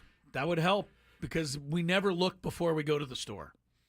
Supposed to, but we don't. That's why sometimes I like to play little pranks on those cameras, Chris. Because there's cameras at home, and I like to put like little funny faces over them sometimes. You're a funny guy. All right, idiot. Ready for some traffic? Yep. And then let's open up the doors and bailiff, bring our people in. From the 855 Get Ross Traffic Center, protecting San Diego after accidents or injury, here's Kelly Danick. Traffic is sponsored by Crystal Geyser Alpine Spraying. Got a number of problems on our roads this afternoon, guys. One of them is a situation south 5 to the East 8 connector. It remains blocked as crews clean up some paint that was spilled in the roadway late this morning. Also, eastbound 94 just before Kenwood, crash over to the right shoulder. Going to find on the eastbound 78 before Broadway, solo vehicle accident. Watch out for some debris across lanes. Traffic alert in effect southbound 67 at Vigilante, an overturned big rig which spilled a bunch of concrete in the roadway. They're still going to need at least another hour to clean that up. So meanwhile, traffic is being diverted off southbound 67 at Vigilante. Northbound lanes are open. What makes Crystal Geyser Alpine Spring Water different? They always bottle their Alpine Spring Water less than 1.5 miles from the spring source. And all their bottles are made with 50% recycled plastic from their own recycling plants. Crystal Geyser, bottled at the spring source. I'm Kelly Danick with Gwynn and Chris, San Diego's #1 sports station, 97.3 The Fan. Do you have a sports issue, San Diego? Do you need a third party to make a decision? The guys have put on their robes and picked up their gavels. All rise. Here comes the judge. Gwynn and Chris Sports Court starts now on 97.3 The Fan. All right. Fridge thing real quick. Kat in the chat says there's already so much stuff that can break on your fridge. I don't know if I want more tech on it. Which is kind of a good Not point. a bad idea. Fridge. Now you got to wait for that window as they come, and it's just a disaster. Getting the refrigerator guy over is not an easy thing. Disaster. I got a guy, though. I got a guy. You Lance. got a refrigerated guy? I got Lance. Oh, I got Lance, my guy the Lance. refrigerator He guy. listens to the Okay. show from time to time, and used to be a next door neighbor. We've both since moved, but Lance is a reliable refrigerator guy. Okay. So if anybody needs, Lance, let me know. Look, Google Lance the refrigerator guy. Just Google Lance the refrigerator guy. I'm sure he'll be happy to come right over. All right. If you love Mediterranean food, try Spiro's for authentic Mediterranean cuisine in Coronado or La Jolla. For dining or takeout options, visit spiroscuisine.com. This one is actually one I made up. The rest of them are from Reddit. So, First one is... here's how it goes. We're going to take a real-life topic and make it a case, Chris. We talked about it yesterday. Red Sox third baseman or former third baseman, Rafael Devers, is not happy that they're asking him to move away from third base. In his eyes, he said he is a third baseman and he doesn't want to switch positions, even if his defensive metrics aren't great and Bregman's metrics at third are great. Ooh, landmines in there. That leads me to our case, Chris. When a player refuses to change positions, does that make them selfish? I'm going to answer for Tony Gwynn Jr. No, he's not here. I know, but he would get mad at me if I said it, makes him selfish. There's a little part of me, not even a little. There's more than a little part of me that would like to see everybody report to the manager's office and say, whatever you need. Like we had a guy on this team a couple of years ago who needed to bat at a certain spot in the order and kind of refused to bat anywhere else. And they, paid him a lot of money before shipping him to New York. But they paid him a lot of money and they gave him what he wanted. Yep. But that meant a lot of other guys had to bat where they weren't comfortable. They had to make adjustments around him. Right. So I don't like that in general. But at the same time, a lot of guys also know that they perform better in certain situations, and sometimes it pays to listen to them. This is on Alex Cora. I cannot decide this in my courtroom. Oh. Because I don't know Devers. I didn't realize his defensive analytics were so bad. They're not good. He can't even pick up a ground ball, apparently. He's got minus nine. Minus 9. Defensive run save, which is really bad. Horrible. So, and I think Bregman's like +6. Yeah, if it's that one-sided, it's hard to understand why they would go any other way. But if you're going to mentally lose Devers and not get, David Ortiz said this is not a normal guy, and I agree. Devers is a 40-100 guy. You need that production. So maybe you have to suck it up if you're the Red Sox and put Bregman at second base or something like that, where he said he would be happy to go. He did say that. So he's trying to He's diffuse trying to the appease situation. everybody. But is he as good at second base? I mean, I think you're right. This is on the Red Sox organization for not having this discussion with Rafael Devers, or at least making it clear to them that, that he was going to play third base or something. They needed to. We're going after Alex Bregman. Are you going to be mad if we move you? It? Yeah. Is he selfish though? As much as I want to say yes, he's not, because this is his career that we're messing with. And if he believes that he needs to protect it. Yeah, he needs to protect his career, and he does not want to get taken off the field, because then all you are a DH, and he doesn't want to be a DH. We had a player on this particular team that is still on this particular team here in town who was not really a fan of going from second base to potentially first base. And I believe his comment had something to do with the fact you go to first base, you're closer to the dugout. Yep. And that's not where I want to end up. And Devers could be going to second, which is closer to the dugout. Devers could be making improvement. Third base is closer to the dugout than second base. I thought Red Sox they're on the I think it depends. first base line. Okay. I guess I'm being too literal about it. Anyway, a lot of these guys, feel some type of way. They want to play where they're most comfortable, feel like they can contribute the most, and I think teams have to work around some of that. All right, here we go. Second one. My son is a freshman. This is from all of them are from Reddit from here on out. Okay. My son is a freshman in college, and he is helping out his mom by coaching the flag football team at the school she teaches at. He's really excited about the idea of being a coach, even if it's for a small flag football team. Problem is, there's a grandpa on the team who thinks he's Bill Belichick or something, and even though he never asked to coach, he is right there next to my son calling out things and being a coach. He even is now giving the team speeches after games. Boy. My son isn't one to disrespect older people, but he's also kind of upset he got his job stolen for no reason. I guess I'm up first on this one. Should my son let it go, or should he say something? If I could go back in time. Wait, real quick. Isn't the mom who brought the son into the mix? Yeah. Can't the mom tell the guy to get the hell away? I guess. I didn't even get think lost. About it.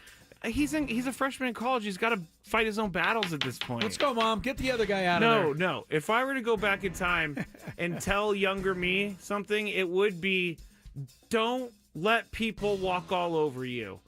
And this is what this grandpa wants to do. Hey, Gramps. No, I wouldn't say it like that. I would be nice about it. I'd say, hey, I would love to help you coaching, but I would like to do some more of the speeches and stuff like that, or at least just talk to the guy. How old is this kid that's pretending to be a coach? Freshman in college. He's like 11. No, he's at least 18 17, or 19. Yeah. So should my son? I say, tell your son to say something in a respectful manner and deal with it. I don't know that the that son's way. going to be able to pull it off, because the Gramps is going to feel like he's got superiority because of the age thing.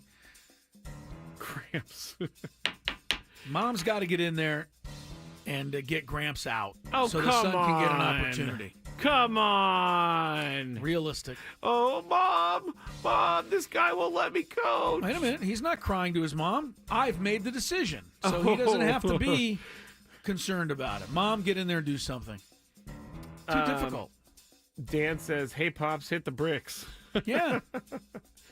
Sean, going back to Devers, caring about your career is the definition of being selfish, Scraby. Devers is wrong here. I don't know that caring about your career is selfish. In certain aspects, I guess it could be selfish, but I can tell you this. He doesn't want his career to go in a direction he doesn't want it to go in. I agree, but I can also tell you this. I don't think a team with 9 Juan Sotos could ever win. Well, that would be very hard to do. But do you know how good this – I mean, could you imagine if you had 9 players that were that good? But if they are all thinking only about themselves, I don't think you could win.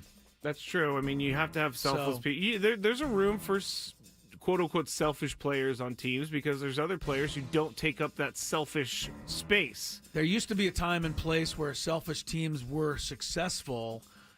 If you want proof, go see the New York Yankees of the 70s. Reggie Jackson. Some of these guys who didn't care about anybody but themselves. But when they put the cleats on, They managed to do it. The Oakland A's, before that, won 3 straight World Series. Everyone on the team hated everyone else and the owner. So it's different days, different times. Fair comment, Sean. Fair comment, I have to say. All right, next one from Reddit. I was at an NFL game this season, and there was something happening far more frequently than I can ever remember. More and more fans are vaping in the stands and walking around the stadium. Yeah. Some of it is the weed vape, but most of it is the nicotine vape. I don't really like walking behind or sitting next to someone who is vaping. I actually texted the number they show on the scoreboard when there is a problem with a fan. Right. The security came over, told the fan to stop. Well, the fan did stop and then started right back up again. So I texted the number again. The security came over 35 minutes later, and the game was almost over, so they didn't really do anything about it. The question is, for this person, is it okay to complain to security about a fan who is vaping? Complain multiple times to security if a fan is vaping. I think in this day and age, it's almost the way you have to go, because if you're going to confront somebody person to person, right? Like if you're going to lean over and tap the person on the shoulder in the row in front of you and say, hey, do you mind not vaping? It's kind of bothering us back here. Yeah.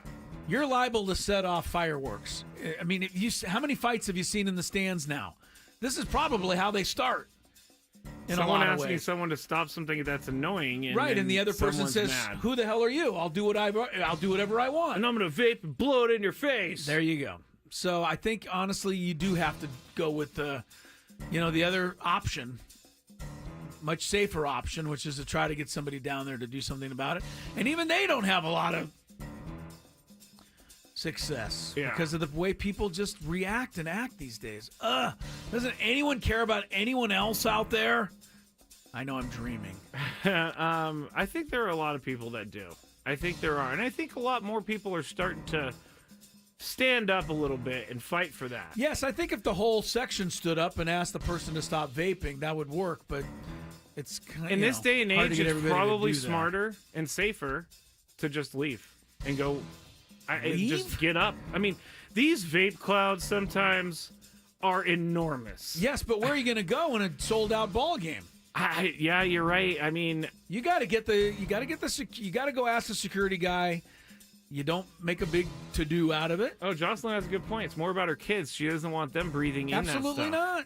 So Jocelyn needs to get up and quietly go find somebody, an usher or somebody, and say, hey, the person in the row ahead of me in the blue shirt is vaping. Let's get them out of here. And if you're an usher and you see someone vaping, go down and talk to them real quick. They will. If I know anything about Jocelyn, she would have no problem telling the person to stop vaping. So, final one, Chris. Yes. And this one is kind of weird. As if the other ones were normal. I have a 12-year-old son that refuses to wear shoes. It's always been this way. No matter what time of year it is, and then they say we live in Arizona, so it's not usually cold, he goes barefoot or he wears flip-flops. After he saw Bills wide receiver Mac Hollins standing up for people with no shoes everywhere, he will use Hollins as an example of why he should be able to do it. Do I let this go, or do I force him to wear shoes? I'm going to go first. Go ahead. You force him to wear shoes. I am not a fan of people's feet out in the open. I know Chris is a flip-flop guy, so you can take it from here, Chris. I know he's been wearing shoes a lot more lately. It's not as much of a flip-flop guy Trying anymore. to look out for you, Scrabe. But what do you think? Make the kid wear shoes? I don't know that you make people do anything. It's just not my favorite thing to have to do. I think you mentioned how you feel about it. Eventually, society's going to make the kid wear shoes. He's going to have to get a job. He's going to have to go to class. He's going to have to get into a restaurant.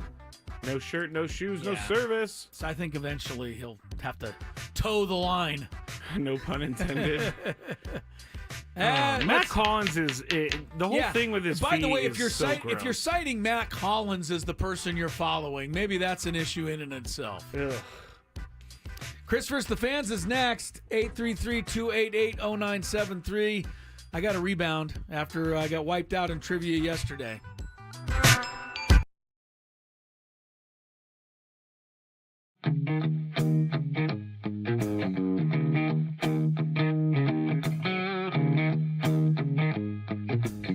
There's Roadrunner. Meet me.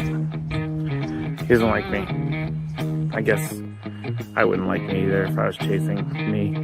As you can see, I'm all Aztec out here at the Aztec baseball tournament. It's the SDSU baseball alumni tournament. Right now, we are 1 under in the scramble, and Chris is playing well, Tony's playing well, but our ringer, Jack Townsend, is playing really well, so.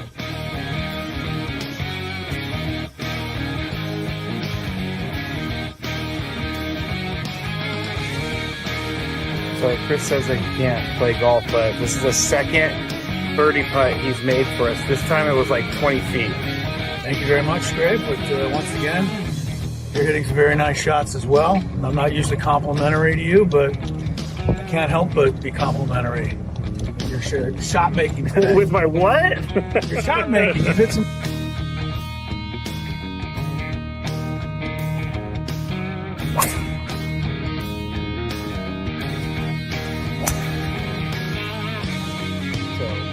We are week 10 now, and it's getting really windy. Actually kind of cold. I'm not gonna lie, I know we're in San Diego, but we're 3 under as a group. We just got off the birdie, and I just hit my defense.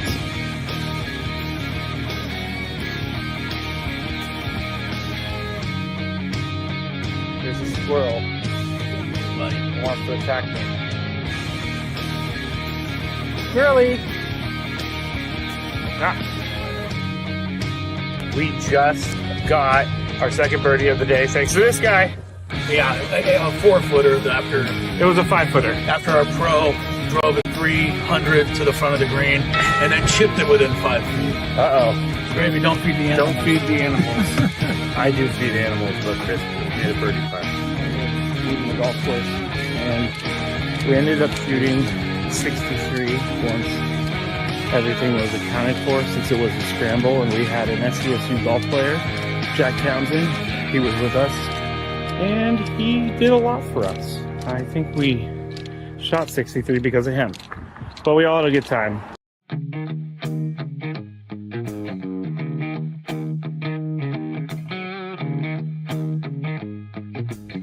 There's a Red Runner. Meet me. He doesn't like me.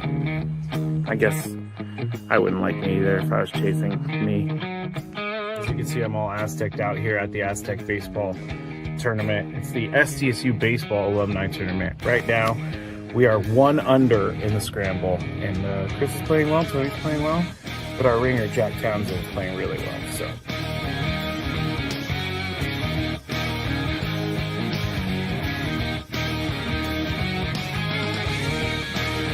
So Chris says that he can't play golf, but this is the second birdie putt he's made for us. This time it was like 20 feet. Thank you very much, Greg. But once again, you're hitting some very nice shots as well. I'm not usually complimentary to you, but I can't help but be complimentary. Your shot making today. With my what? Your shot making. You've hit some.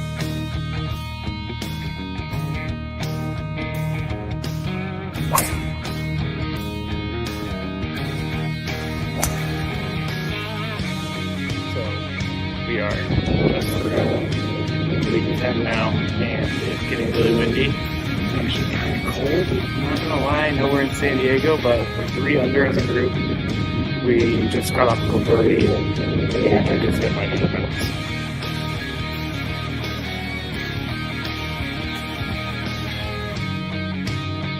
There's a squirrel. He wants to attack me. Squirrely! We just got our second birdie of the day thanks to this guy. Yeah, a 4-footer after. It was a 5-footer. After our pro drove it 300 to the front of the green and then chipped it within 5 feet. Uh-oh. Gravy, don't feed the animals. Don't feed the animals. I do feed animals, but Chris made a birdie putt. Leaving the golf course, and we ended up shooting 63 once everything was accounted for, since it was a scramble, and we had an SDSU golf player, Jack Townsend. He was with us, and he did a lot for us. I think we shot 63 because of him, but we all had a good time.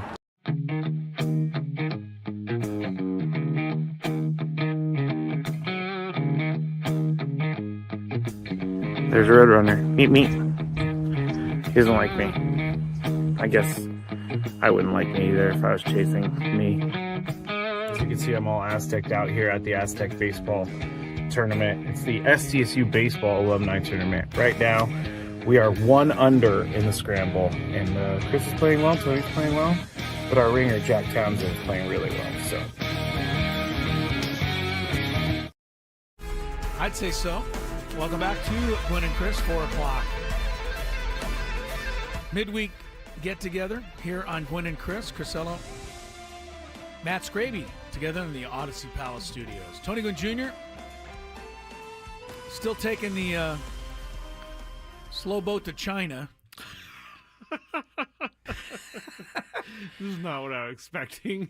Not either. Yeah, me neither. I don't know what time Tony left San Diego, but he's not setting a record in terms of someone said in speeding the his chat way over to Peoria. that there's some delicious food in Yuma. Yeah, oh yeah, you can stop in a lot of places. Sammy Lev goes out of his way down to the border. Where did he say he goes? Mexicali. Mexicali, something, yeah. There's a lot of nice places on the way. Yes, there are. So Tony's enjoying the scenery. We hope to catch up with him before the end of the show. If not, we'll have him tomorrow. Sam Levitt did report in from Peoria earlier. Padres have named their opening day starter for spring training. Not opening day starter for opening day. Other teams are naming theirs. A lot of teams have already done that. You're right. Padres have not yet named their actual opening day starter, but the spring training opener will be, please tell me because I forgot his name already. Ryan Burgert. There you go. Friday, 12 o'clock, Burgert will deliver against the Mariners. And you'll hear the game right here. Oh, yeah. On 97.3 The Fan. And 2025 baseball season is underway. And hopefully it won't end till November. You want it to go to November, Scrape? I do. That's when the World Series will end. I do. It would be quite delicious if the Padres could get to the World Series in this of all seasons, one in which the Dodgers have basically tried to guarantee themselves passage to the World Series. I've already started doing... of all of the crap we've taken from all of the Dodger thing over the years, and look, it was reborn last year. They did, at the end, win it and beat us. 24 inning, the whole thing. We had to hear it and wear it loudly. So this would be quite sweet if the next season, after losing out to them, having them go all the way. Because remember, our one saving grace as a Padre fan base was, yeah, but the Dodgers haven't run a real World Series since, 1988. No, it happened. Well, we can't say that one anymore. So, yeah, on a year where they're trying to guarantee passage to the World Series, if we could keep them from getting there. I've already started voodoo on my Roki Sasaki voodoo doll. Roki Sasaki. I've been triggered lately by the Dodgers fans because they'll just, post a picture of, 8 guys, and they'll be like, this rotation. It's like, okay, you're excited about 8 different guys. Blake Snell's not going to show up until June. Pretty good rotation, Scrabe. I must tell you. Oh, yeah, Roki Sasaki is the 100th best player in baseball. That's right, and he's the number 6 guy. It's not good. I got triggered. Here we go. Chris versus the fans time. Chance for you to potentially win a trip to Las Vegas. Motley Crue just announced a brand new Vegas residency at Dolby Live at Park MGM. Takes place from March 28th to April 19th. You'll go. You'll qualify for the chance to win the trip to Vegas to see Motley Crue. Tommy Lee, my old friend, I once said hello to and asked him to do a picture. Yes. Because my wife and made he said me. No. He politely said no. Including 2 tickets to the show plus a hotel stay at Park MGM. Get your tickets at Motley Crue or to Motley Crue. The Las Vegas residency, Dolby Park, Park MGM, Dolby Live, Park MGM now at Ticketmaster.com. You also, is this true, Scrape? Yes. A pair of tickets to AEW Dynamite. It's at Front Wave Arena on February 26th. That is a week away. Tickets are on sale now at AEWTix.com. I believe that's a wrestling event. That is correct. Okay. AEW is good stuff. I might. Even, I don't know if I can make it with I'm going to admit show something that I schedule. shouldn't. When I'm flipping channels... You stop on wrestling? It's not on TV anymore. It's on Netflix now. Well, no, there's other... You know, yeah, AEW is one of them. Right, yeah, there's other versions of the wrestling, not the Vince McMahon world. Yeah. But, I will stop for a minute often. I hate to tell you. There's like if nothing they're in wrong the with middle it. of a match, not if they're talking to the Yeah, camera. because you don't care about that. I like to see a couple of moves. You know, I mean, before these guys I are move on. supreme athletes. And women. A lot And of women, yeah, true. Very true. So. I love, remember, one of my favorite shows. I don't watch it anymore because it's not on anymore, but I love Total Divas. Total Divas was like one of my favorite shows. They would show their training, and it would follow like Paige and Natalia. Did you ever see the, I think there's a Netflix show about the women's wrestling. It's quite good. Is it a show or a documentary? No, it's a show. It's called Glow. Oh, that's about roller hockey. I Wrestling. thought it was. Really? Guaranteed wrestling. Oh, all right. Glow. GLOW. Gorgeous Ladies of Wrestling. Glow. Oh. I thought Glow. Okay. It was a TV show, I believe, it was on Netflix many years. I mean, maybe 7-8 years No, ago. it's probably. Well, it's definitely. But you could on still there. find it. Yeah. All right, I'll check it. You might want to I'll like see. it. You might like it. All right, let's play Chris vs. the Fans. We've dilly-dallied long enough. If you had one shot, one opportunity to take down the human almanac himself, howdy do. Now is your time. Listen to me, this guy, he's dangerous. Now is your opportunity to win a prize. Well, I hope you know what you're in for. Chris versus the Fans starts now on 97.3 The Fan. All right, the rules. You have to make it through 3 questions. Each question will get more difficult. If you get the question right, you move on. If you get it wrong and Chris gets it right, you're eliminated. But if Chris gets it wrong, then you move on to the next question or you win. If you're a first-time player, let us know before we get into it, and you'll get that first question for free today. All right. Who won yesterday? They were good. Ooh, who did win yesterday? They got a good second answer, and then you stumped me on the third one. Who was it yesterday? It was a new player. It was Mr. Gold. Mr. Gold, that's we right. We could not get a first name from Mr. Gold. I knew it was something like that. I could not remember. Yeah. But we're going to go... let me start that one over. We're going to go to Peter in UTC. Hello, Peter. Hey, Peter. Hello. How are you? Good. How are you? Good. Good luck to you today.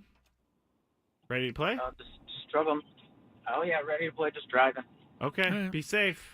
If you're hungry, if you want a little snack, Salt and Straw there in UTC. Incredible ice cream. Go ahead. Just throwing out a free plug. Let's do this one. I'm so weird. Manny Machado played for what team to start his career? Fair enough.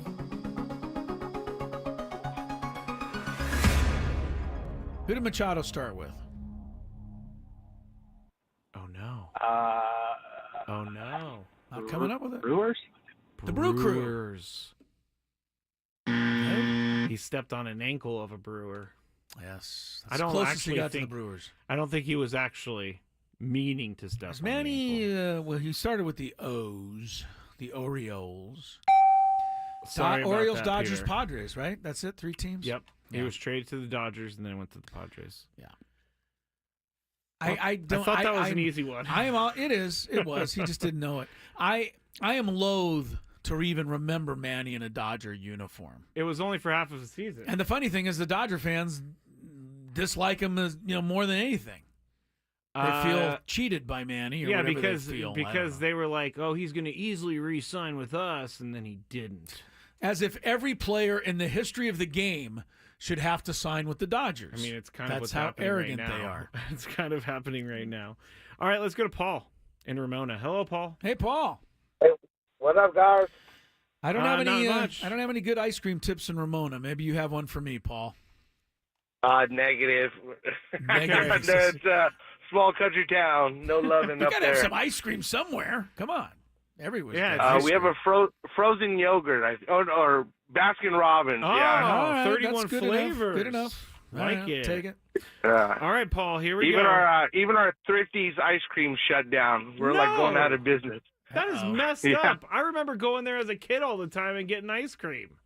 It's messed Yep, up, man. they're no longer in Ramona. This is devastating. Well, Ramona's a fine town. We It is. appreciate you calling. It is. All right, here we go, Paul. Question number 1. What is the UCSD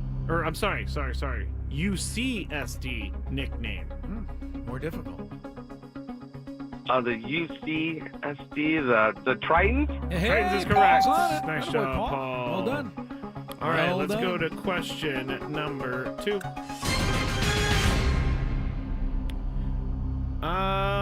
Let's see. Coming into the week, what NCAA basketball team has the most wins in the top 25? Men's? Men's, yes.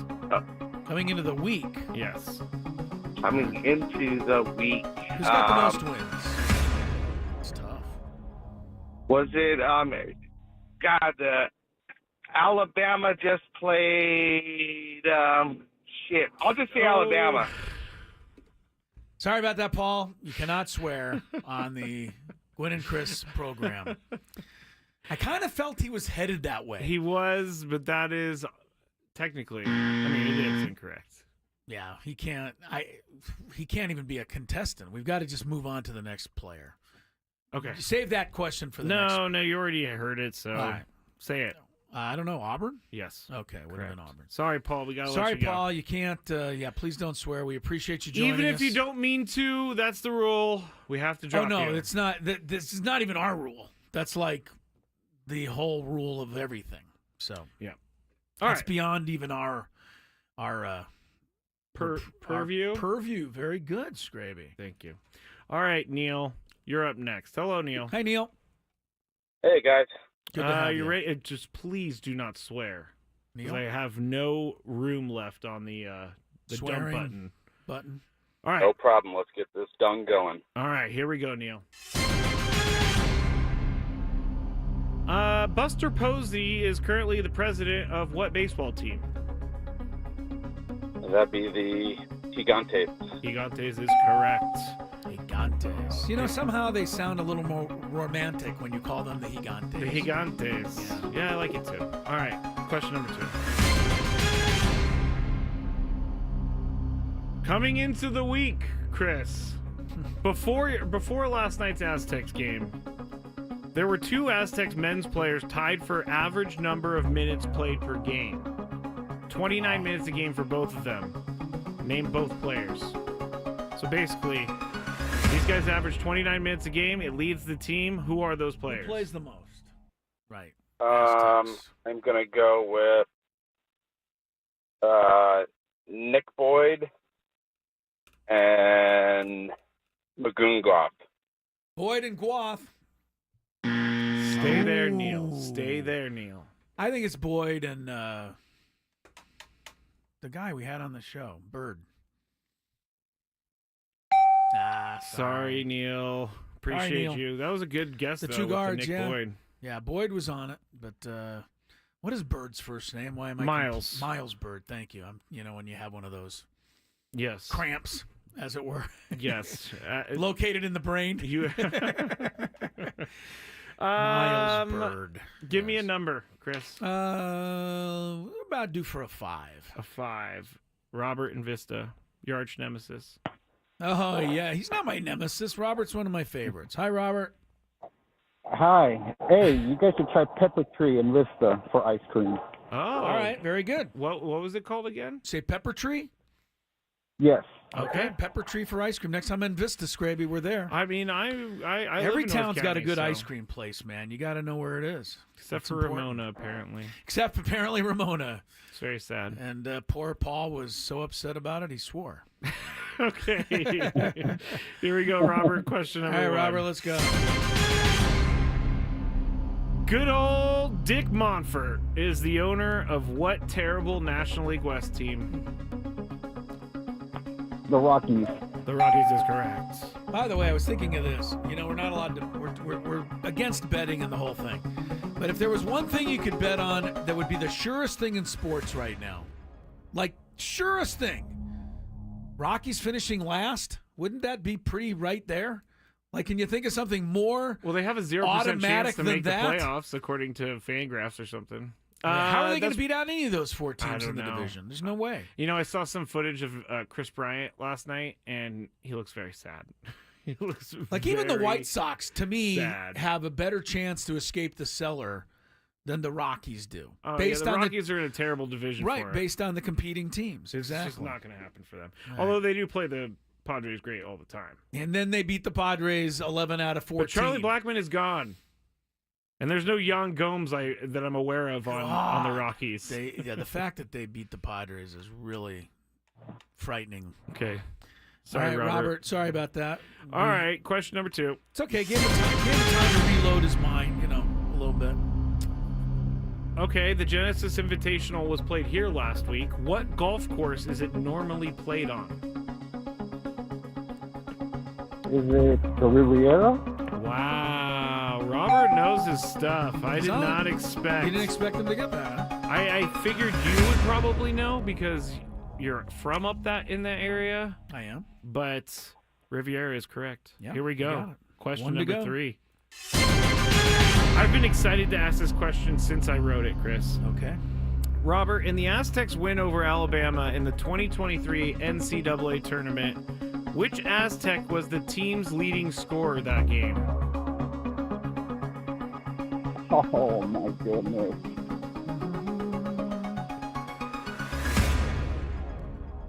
I give it to you, Mr. Ello. I know you're going to know it. You're going to give it to me, huh? I'm not sure if he knows it. I know he knows the game. I know who I'm pretty sure it is because he went on and he was the regional MVP. So I'll say Darion Trammell. I got it. Sorry, Robert. I got it, Robert. That was a good game, Robert. That was a good game. Well played.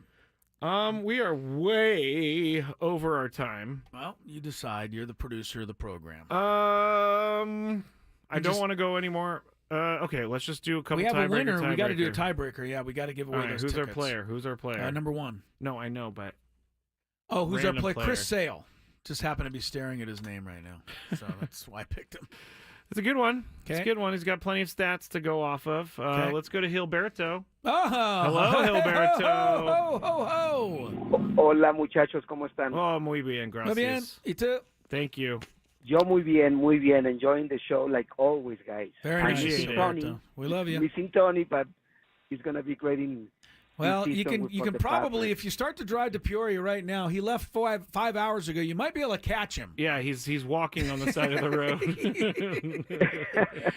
Not moving I'll keep swiftly. Yeah, I planted a GPS tracker on him, and I'm just watching. All right, Gilberto, you know how to play the tiebreaker. Chris, how many... Oh, gosh. Sorry, Scrape. How many wins has he had in his career?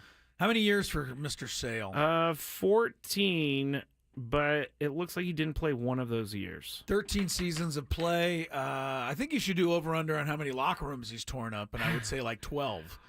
He's kind of It's a actually hothead. 14. So 15 14 seasons, seasons. 14 actually played. 2020 was the year he took off. 14. I'm going to say 175. I think he's about 12 a year. 175 wins. About 12 a year. Gilberto, is the actual answer higher or lower? I got to go lower. Lower. You got to go lower.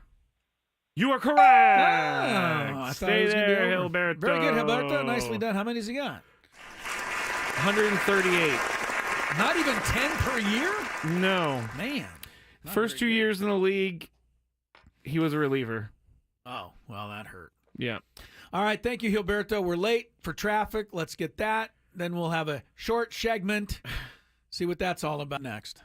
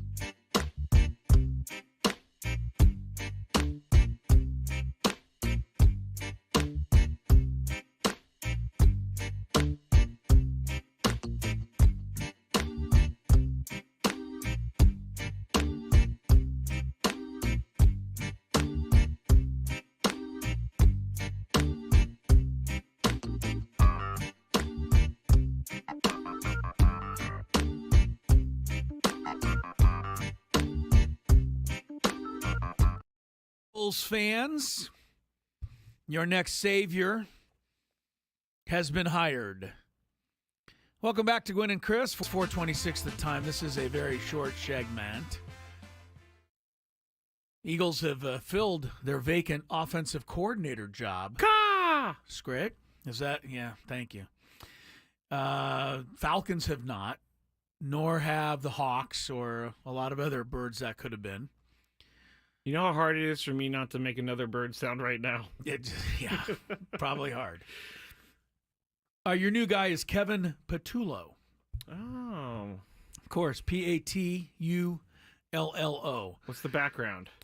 He was the passing game coordinator last year.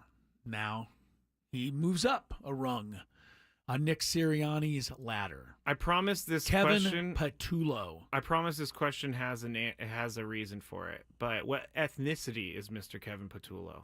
Yeah. It doesn't show. Don't have a picture of him here. The reason I ask is because Kyle Shanahan got in big trouble for naming the assistant coach, the offensive coordinator, because they didn't do enough interviews for the Rooney Rule. They may have done enough. I was just curious. I'm not saying that Kyle Shanahan was right, because it is interesting. I guess you can't just. What I'm saying is, you don't know whether they. I mean, it took a little bit of time before they announced this. Maybe they did do some interviews. Oh yeah, I gotta believe that you almost have to do this, don't you? In the NFL, Rooney Rule wise, you can't just name a guy. Well, that's what Kyle Shanahan did. I felt like it was always, if you're promoting from within, you're not bringing in someone random. If you're someone who's been on the staff, I felt like that would be okay. But I understand why the Rooney Rule is for all coaching positions. Kevin Patullo, white guy. All right. Anyway, Kellen Moore has left the building. He's trumpeting down in New Orleans. Funny. It took you a little bit. No, I got it. I just was trying to decide whether I should give you credit or not. You should give me credit. I don't know what Kellen Moore is going to do. He didn't make either of our lists on Friday. The countdown of Yes, new we coaches. counted down the top 5 new coaches, and he was not in the top 5 of either of our countdowns. Oh, my gosh. I got a Titans fan in my DM who was very upset with me for saying that Mike Vrabel was mediocre. You said he was number 4. Instead of correctly saying that he was the number 1 offseason hire, as I said. And you know what I did? This is my new thing. Whenever people get mad at me, I send screenshots of so for him, I sent a screenshot of Mike Vrabel's playoff record as a head coach. Gotcha. You guys want to take on Scraby, man? Have at it. And then on other days, I'll just cry myself to sleep. Hopefully today is not one of those days. It's not. We got a Big 5 coming up before you can start sobbing. Yes. 90 minutes away from the Scraby Chronicles, 60 minutes away from today's biggest fan, and just a few minutes away from the Big 5.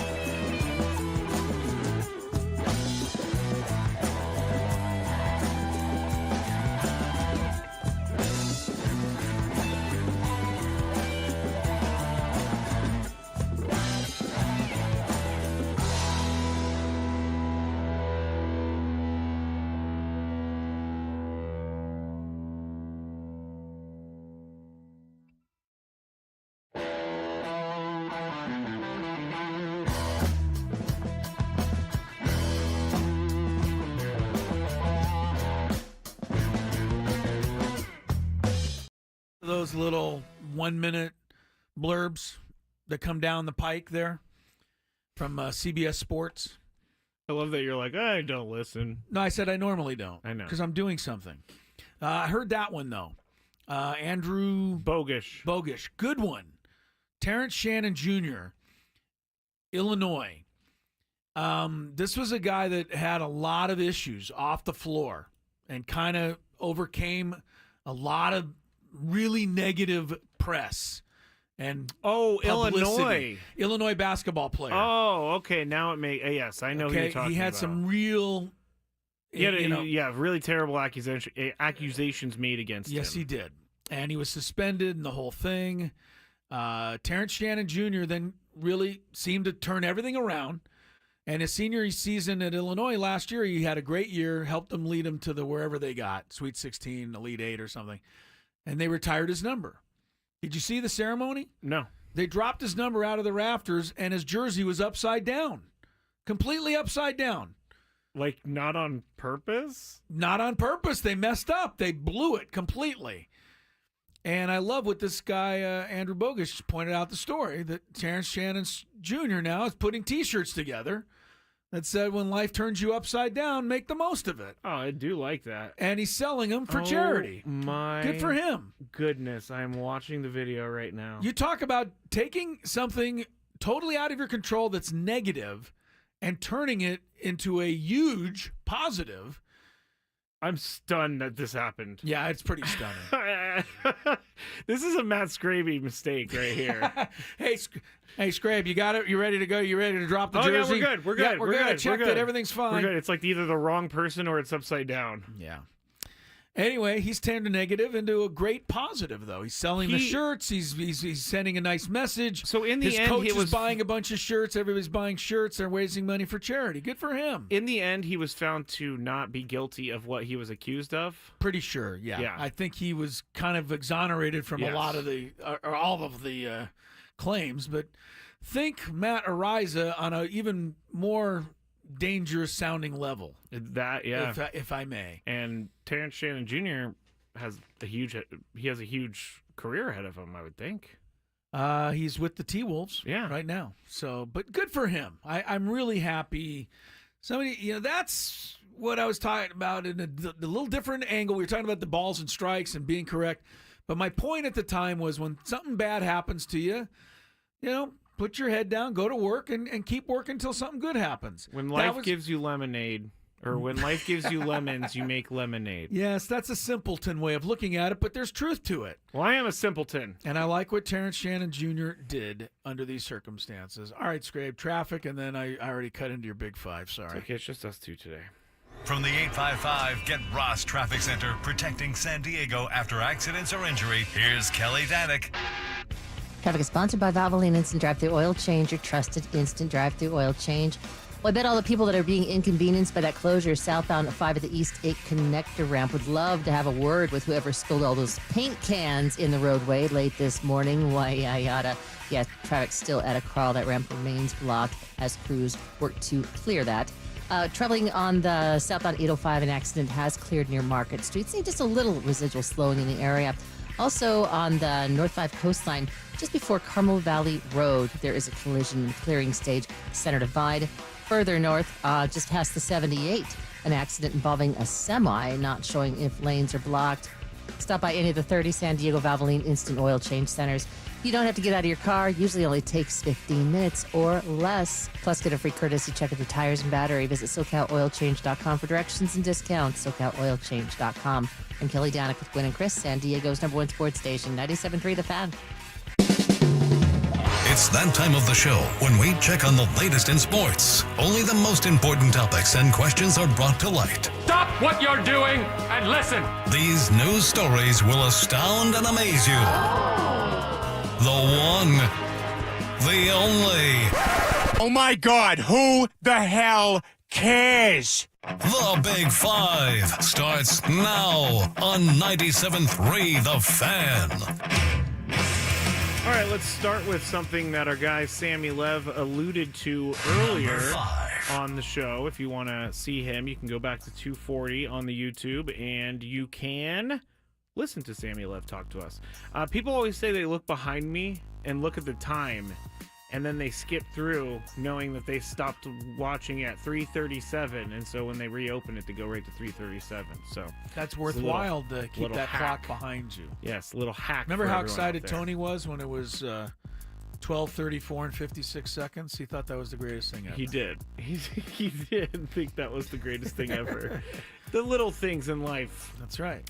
All right, so Sam was talking about the signing of Yuli Gurriel, and we all know about the incident in, I believe it was the 2017 or 2018 World Series, where 2017. Gurriel was seen doing an offensive gesture towards Yu Darvish. After homering, he went into the dugout celebrating with his teammates. Yes. He got suspended the next year 5 games. That was a long time ago. Apparently, the Padres asked Yu Darvish if he was okay bringing him on with the team before they did it. Yeah. Yu Darvish actually does seem like a guy people can look up to for the way he handles things. And I know the Padres did not have to ask him, but did they kind of have to ask him? No. But they did the right thing. Don't have a lot more there. I mean, you know, Darvish is a big mainstay of your club. So he should definitely be alerted to the fact that somebody who got suspended for the way they acted towards him previously might be coming to the team. And I understand they asked him more than once to make sure that he was fine with it. They did that. This is what... I'll be honest, this is what successful organizations do. What non-successful ones do is they don't tell their third baseman that they're signing an all-star third baseman without him knowing about it, and so gets the guy mad when Alex Bregman arrives. Oh, Rafael Devers. Yes, these are mistakes. These are mistakes. Yeah.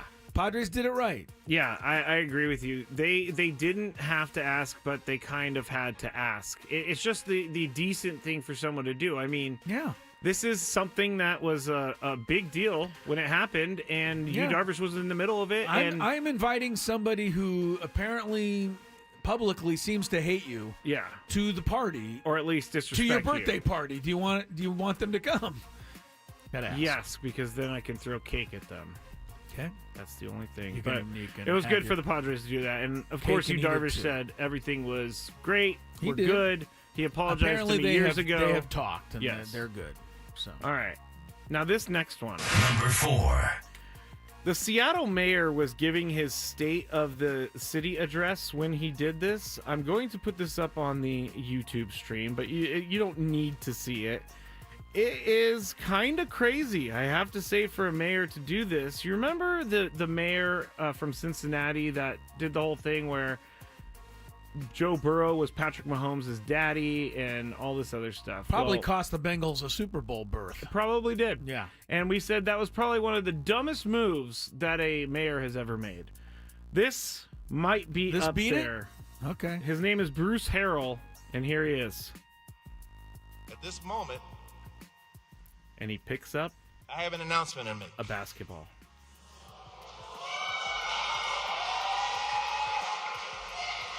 People are excited. I'm just kidding. I got. Wow, he Hold thinks on. it's pretty funny. It's not done yet. Okay. They're dying for a team. Okay.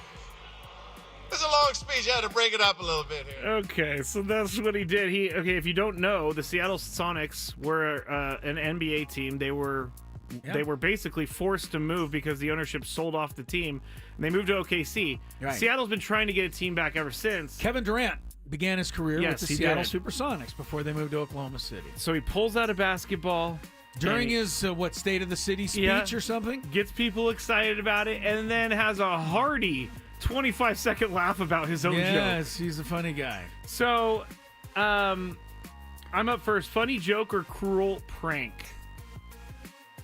On the surface, it's a cruel prank, but I think it's kind of funny at the same time that the mayor is that out of touch that he pulled this during the State of his City address.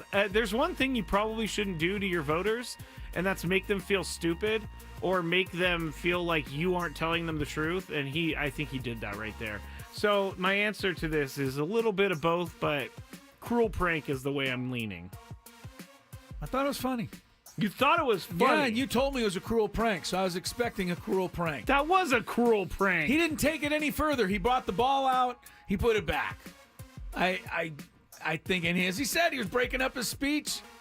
I think I got a kick out of it. Wow. I did not expect for you to say Didn't that. have an issue with it. Interesting. Seattle is look, if you can't laugh at yourself, you got problems. But why out of nowhere bring this up? I don't. That like I want to make a is joke. I'm going to bring a basketball.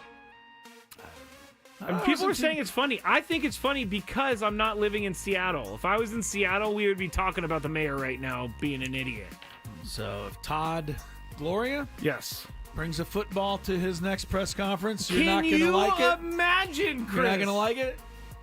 I think that will be hilarious because it would be so dumb for him to do. Welcome to my state of San Diego speech. That's a great flipping the football. That in is the a air. oh my goodness, that is such a great comparison in this town. Yeah.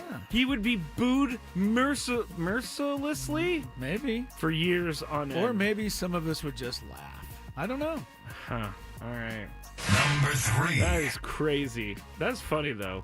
Todd Gloria flipping a football up and down. He's like, we got a flag football team, everyone. That's right. We got a new flag football team. Go to the games. All right. So in Kansas City today, there is a cold weather advisory, Chris. I didn't realize that Kansas City was so cold until the last couple of years, but yes. Quote, there are dangerously cold wind chills as low as 20 below zero, and it could cause frostbite on exposed skin in Well, as then, little by as 30 golly, minutes. let's go play a football game. Why don't we fly the Dolphins in?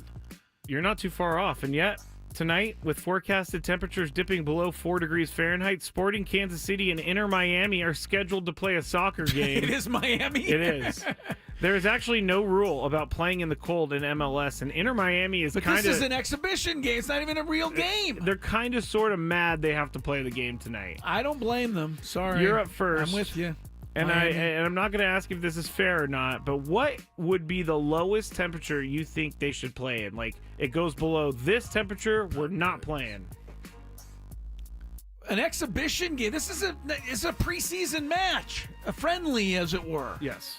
No friendly at all. And get out of here. And Messi under zero, no game. I know Messi. Well, you know what? Trot him out, run him around in a Pope mobile so he doesn't get too cold. I don't know. This is Kansas City. You people are nuts. Go inside. Warm up. I think you're asking the wrong person because you know that I think the Dolphins got hosed badly by having to go there. I think playing football and playing soccer, two completely different things. Well, soccer, you're playing in shorts and a T-shirt, basically. Football, at least you've got some gear on. I think they're wearing leggings in soccer. Okay, maybe some maybe. leggings, but not much. I think if it goes, I don't want any sort of... I think it's weird to schedule a game in February in Kansas City if you're worried about the weather. I am looking forward to seeing these people freeze as they play tonight. Here. Enough. Number 2. Oklahoma City Thunder star Shai Gilgeous-Alexander has made a big decision leading up to his next max contract. He split with his agent and is going to represent himself. In here, I say. Alexander's defense, there isn't much negotiating expected in his new deal. He's eligible to sign a 4-year, $294.3 million contract with the franchise this summer, which will keep him in Oklahoma City through the 2030-31 season. He's currently in the third year of a 5-year, $179.3 million deal. Lamar Jackson, most recent that comes to my mind, has represented himself. So I'm up first. Do you think a Supermax negotiation needs an agent? First, I would like to say 4 years, $294.3 million is ridiculous. If Shai Gilgeous-Alexander screws this up, he'll still get $219 million a year. Whatever. The answer is no, and you're probably paying 15% to your agent, so that's a big old chunk of change that's out of your pocket for a deal that's already pretty much done. Yeah, I don't think there's a whole lot to negotiate. Maybe you want to get blue M&Ms left in your locker room. Remember that we read those riders for the celebrities? Yes. You know, maybe you want to negotiate a limo to pick you up and take you to and for practice. Maybe you could get an agent to help you do that, or maybe you could just do that on your own too. You know what I mean? Yeah. You got so much money. What do you care at that point? I don't hate this idea. I don't hate it Sorry, either. agents out there. I don't hate it either. I think they're really necessary for a lot of people. Yes. But in this case, for SGA, he's not going anywhere. He doesn't want to go anywhere. the rules have already been made for him. You take this money, this is what you get. It's a ridiculous amount. Yeah, why should he pay 15% to somebody? I honestly cannot believe that 4 years, $294 million is an insane amount of money. And I know that the owners make more. They do. It's just, if they didn't, if they you were wouldn't going to pay. ask 10 people on the street right now, maybe 2 we're going to know who Shea Gilgeous-Alexander is. Anyway. Outside of Oklahoma City, you're probably right. All right, let's go to the West. And this one has to do with your favorite guy. Wait a minute, $294 for 4? Yes. $75 million a year he's making. I don't think it's good enough. I need more. I am representing myself. Yes. Apparently agents in basketball only get 5% on the contract. Everything, Bummer. No, I mean, 5% of $75 million gives you what? I just say something that has been told to me over the years, and it changes from sport to sport.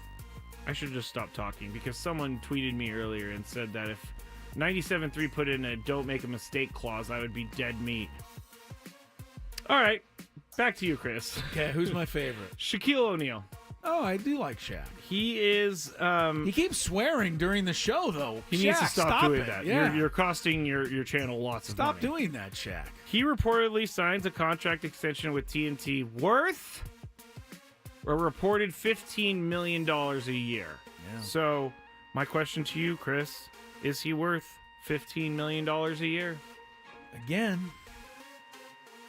it's not my money, and why shouldn't he have it as opposed to TNT people? Mr. Turner? Well, whoever. You know, they obviously have the money or they couldn't offer it to him. And frankly, I believe that he's probably one of the reasons why that show is what it is, along with Charles and Kenny.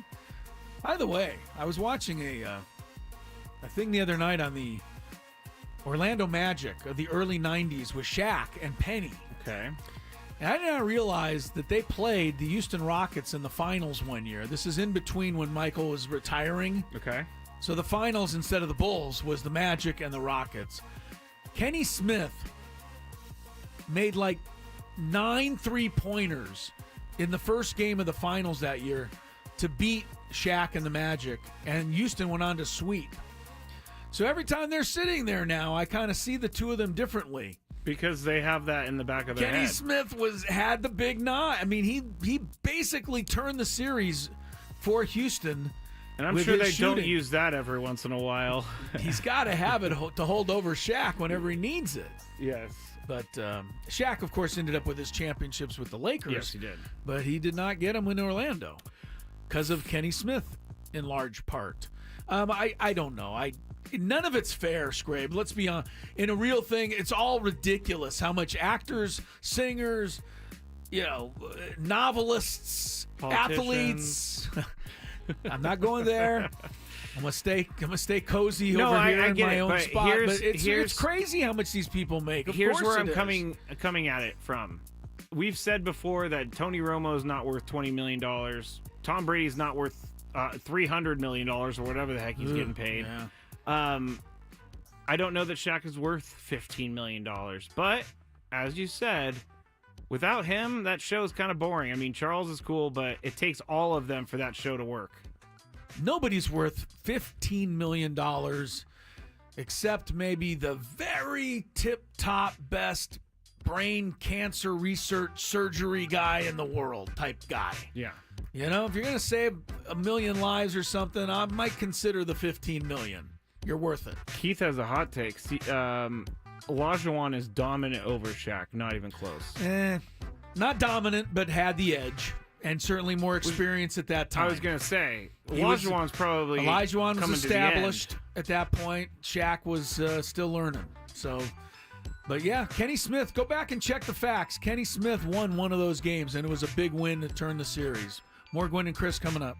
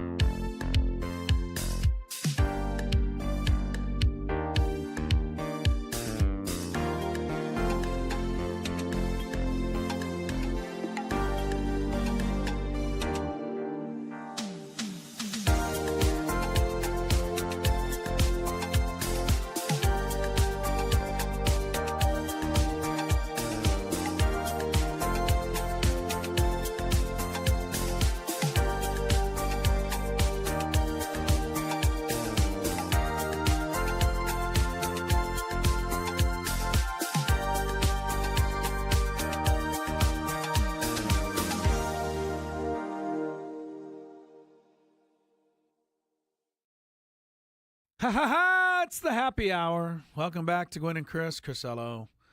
Matt Scraby today, Tony Gwynn Jr., en route to Peoria, Arizona.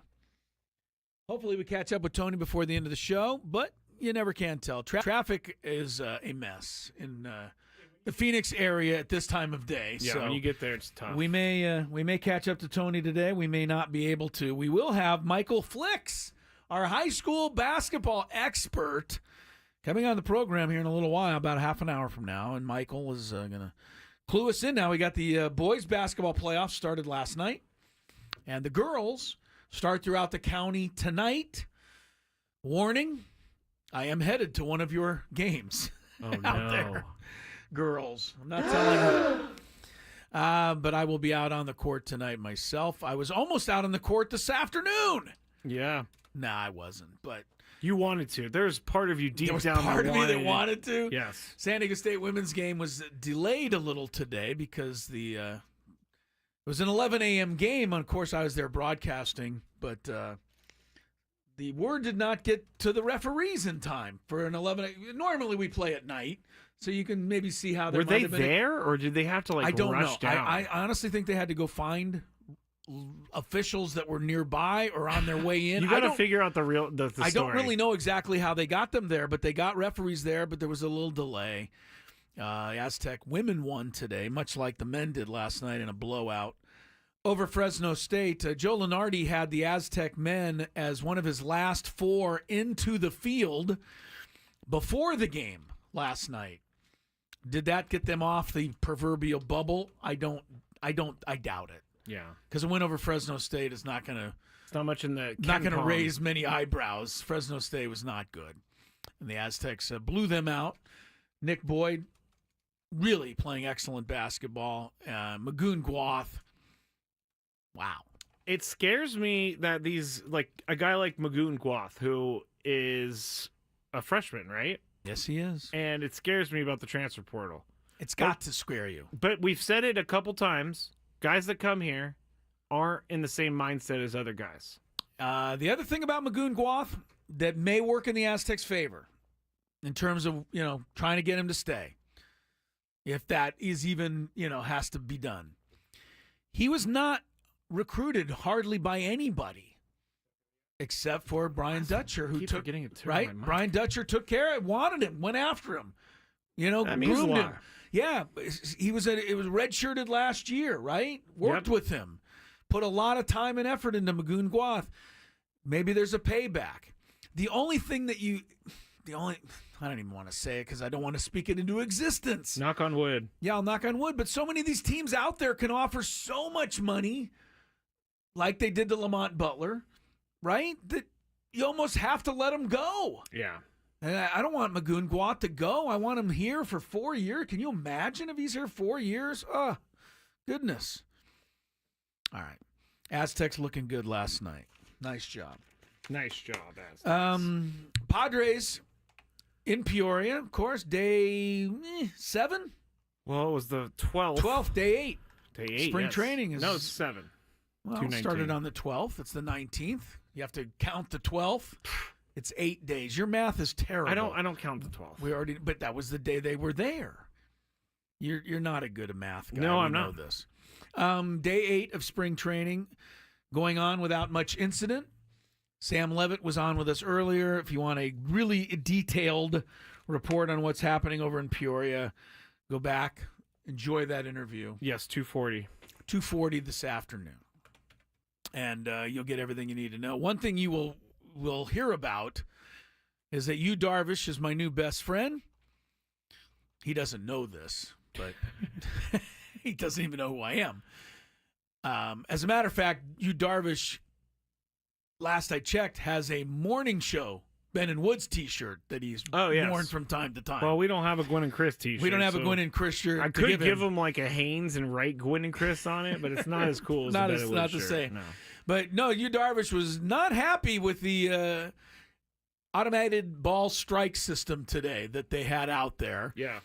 And he was asked about it, and he Had kind of really rolled his eyes. Yes, it was really funny. It was kind of funny.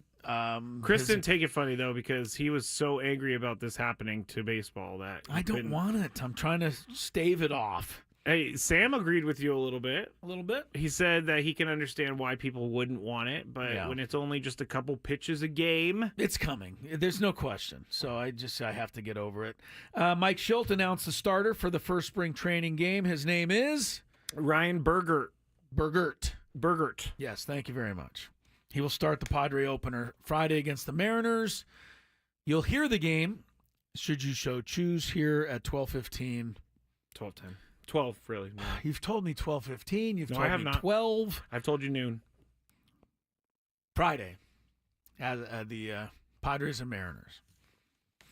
Mike Schilt, among the things he discussed today was Luis Campusano, my pick to click. Your all-star. In 2025. I said it maybe 2 months ago now. Yeah. It's taken on a life of its own at this point. Well, because it's been repeated. Yeah. And so if he does, Luis Campusano, make the All-Star team, you have a lot of praise headed your way. I know, but it's a long shot. I know, coming from where he came from, but I keep thinking that this guy's got the talent, the skill. He just lost the confidence somewhere along the line last year. I mean, he was hitting 310, 11 for the first month and a half, and then it just went away. It did. I think the defensive problems kind of led to some of the offensive problems and the lack of confidence, etc. But Campusano's back. He's got a shot to win the job along with Elias Diaz. Mike Schilt asked what he attributed Campusano's struggles to last year after he got off to that hot start we just talked about. Last season. You know what? It's really it wasn't his first year in the big leagues, but his first year playing as much as he was in the big leagues. And especially from the catching position, very demanding position. And we ask a lot of our catchers, from a game planning standpoint. So, it's probably a combination thing, the league, the feeling of being an everyday catcher. There's a process to that. How much are you guys needing him to kind of come up and grab that position, or you guys think he'll be more balanced amongst multiple catchers? It's an open competition. Great question. We're open to who kind of seizes it, but I think the way we see it now is, we have a really good, healthy competition, and we're able to, we got Diaz back, obviously got Maldonado in camp, so he's played for us, performed for us, and had a good off season. So we have 4 guys that, we can split it up and feel pretty comfortable and confident about. Just give it to Campusano. He's going to be okay. He's going to be one of the guys. He may not make the team. No, that's where I'm saying he is going to make the team. I wouldn't guarantee that. They're going to. They could choose Diaz and have Maldonado as be the defensive, cleaner up. I don't guy. think that's going to happen. I don't either. I think Campusano is going to make the team. He's going to get a shot to share time with Diaz in April. There you go. And we'll see which one, if either of them is able to kind of seize more playing time. And I hope it's Campusano. I think, look, rooting for Campusano is a good thing if you're a Padre fan. It's only going to help the Padres if Campusano plays something like he did the first month last year. Of course. He can hit the ball with authority. He can drive in some runs. He doesn't have to hit 40 homers. He could hit you 15, drive in 70. He was, he seems more than capable of that to me. And everybody says, well, he's a terrible defensive catcher. I think Mike Schilt just hit on that, man. It takes time. Not everybody comes out of the minors as Johnny Bench. Catching is hard. And I saw a lot of good stuff that Campusano did last year, and I saw some bad plays. I did. I think because he fits within the price range of what they're looking for right now, $1 million, they're going to see what he has to give in the beginning of the year. But I do think this is probably his last chance with this team. It's a big deal. You're right. He's got to get it done. So. And I found it interesting. Mike Schilt said that they ask a lot of their catchers and game planning purposes. That stuff can't be easy either. And he's learning how to play defense. He's also got to worry about hitting.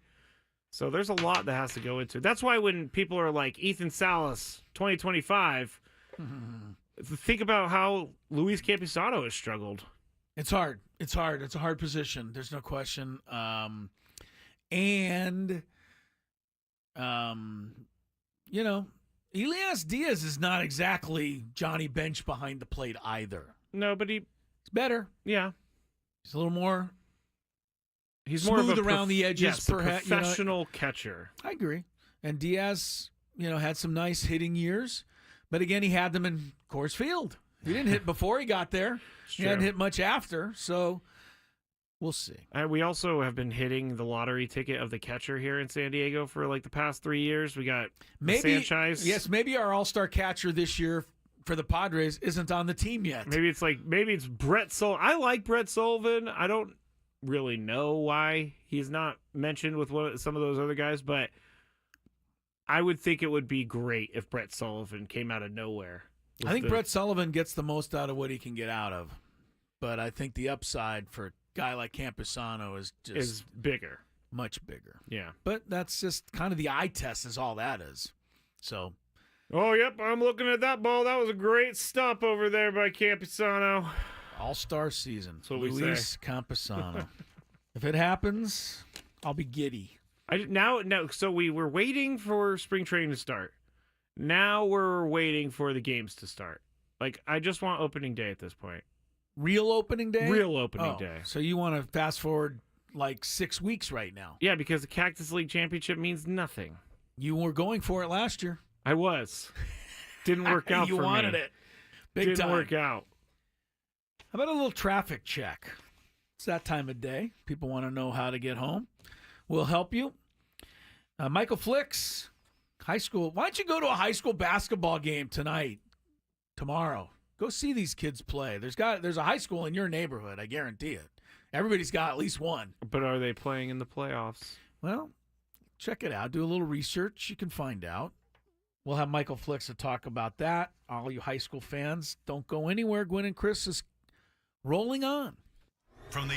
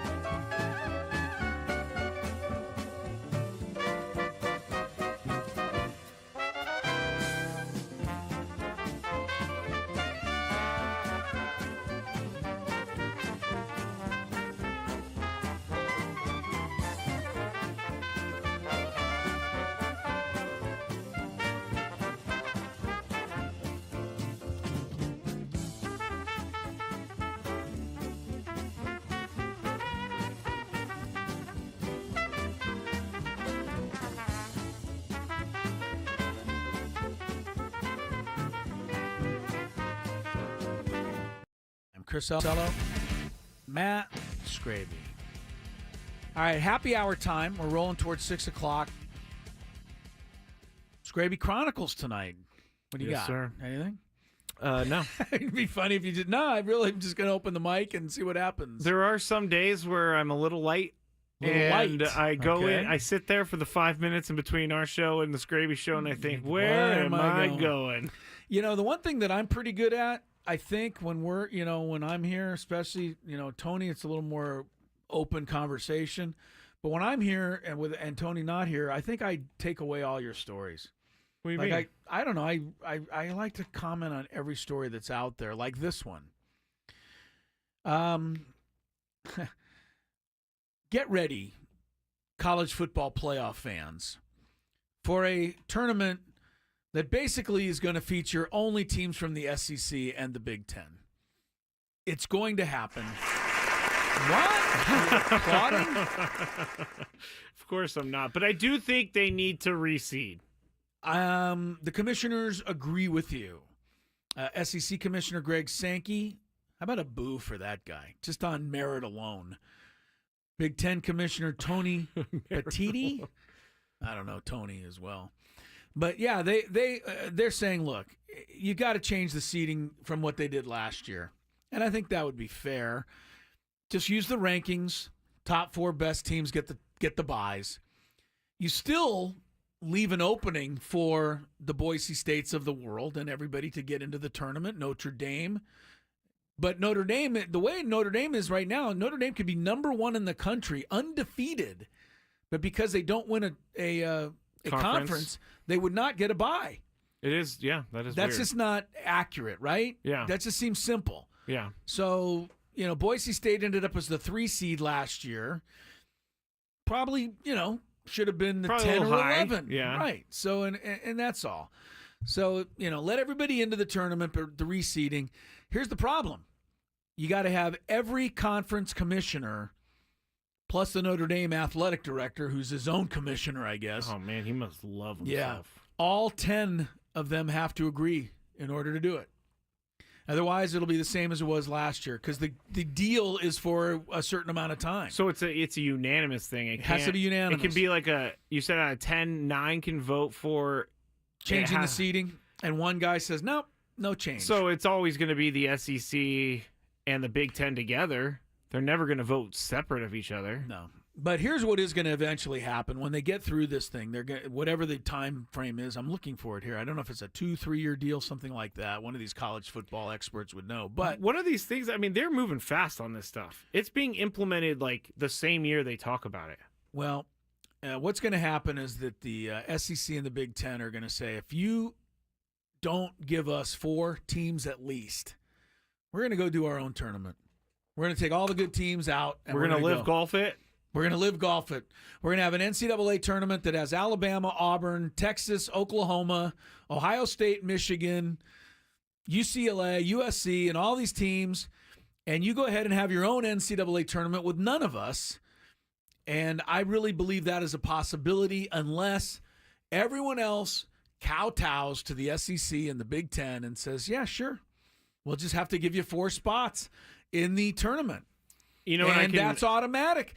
And I don't think that the other schools or other conferences have enough power to not do it. Well, that's what I was going to say. You know what? Who can do something? The NCAA can be like, yeah, sure, go do your own tournament. But, hey, you don't win any of the money that is involved with this thing. You're not a national champion.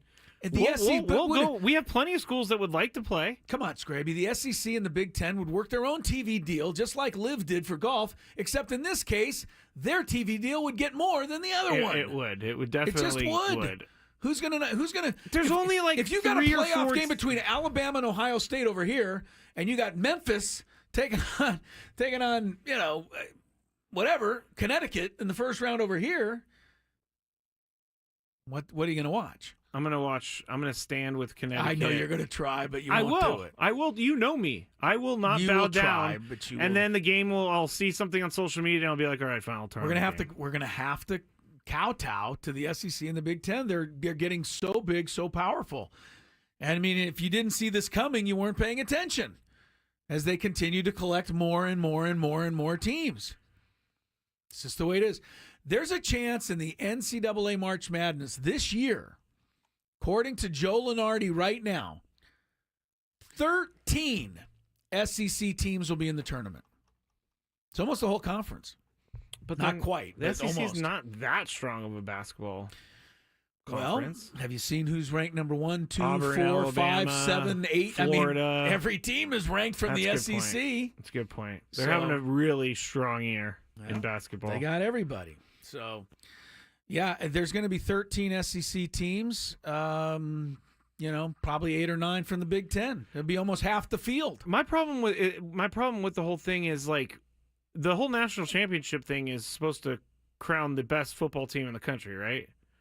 But you're not. And I know that the SEC... you don't think it did it this year? I think it did. No, it definitely did. Because the strange thing was that team won. Ohio State was number 8, though, because of the way the seedings had to be. And they did not finished. win their conference, so they couldn't be in the top 4. But they were pretty far and away the best-looking team to me, and I think everybody would agree. How many spots does the new look Pac-12 get in this whole thing? Pac-12 2.0. Oh. It's a joke because they have 0, I'm sure. They don't. Oh, you mean in the NCAA tournament this year? Oh yeah. Yeah. Well, we don't have a Pac-10 yet or 12. We need a couple more years to put it all together. Yes. Believe me, I'm keeping my fingers crossed for that because I want the Aztecs to land safely. I do too. And they've got to get another couple of football teams. I was reading something earlier today about broadcasting, and the new look Pac-12 people are saying it could come on multiple different networks, which is kind of interesting. I don't care where the games are. Just give me enough teams to make it legit. I'll find the games as long as you're not streaming the stupid games. Don't stream That's them. what your games are broadcast on. Yeah, no kidding. I'm a victim of my own dislike. My Aztec women's games are streamed, and I'm so like, don't watch streaming. Don't stream at all. Yeah. All right. We'll take a break. We'll come back. Oh, wait. Yeah, we got to... You want a break or you want me to chit-chat? No, biggest fan. We got to do the biggest fan on the other side. All right, it's coming up. Don't go anywhere. Full 4-hour show on Thursday.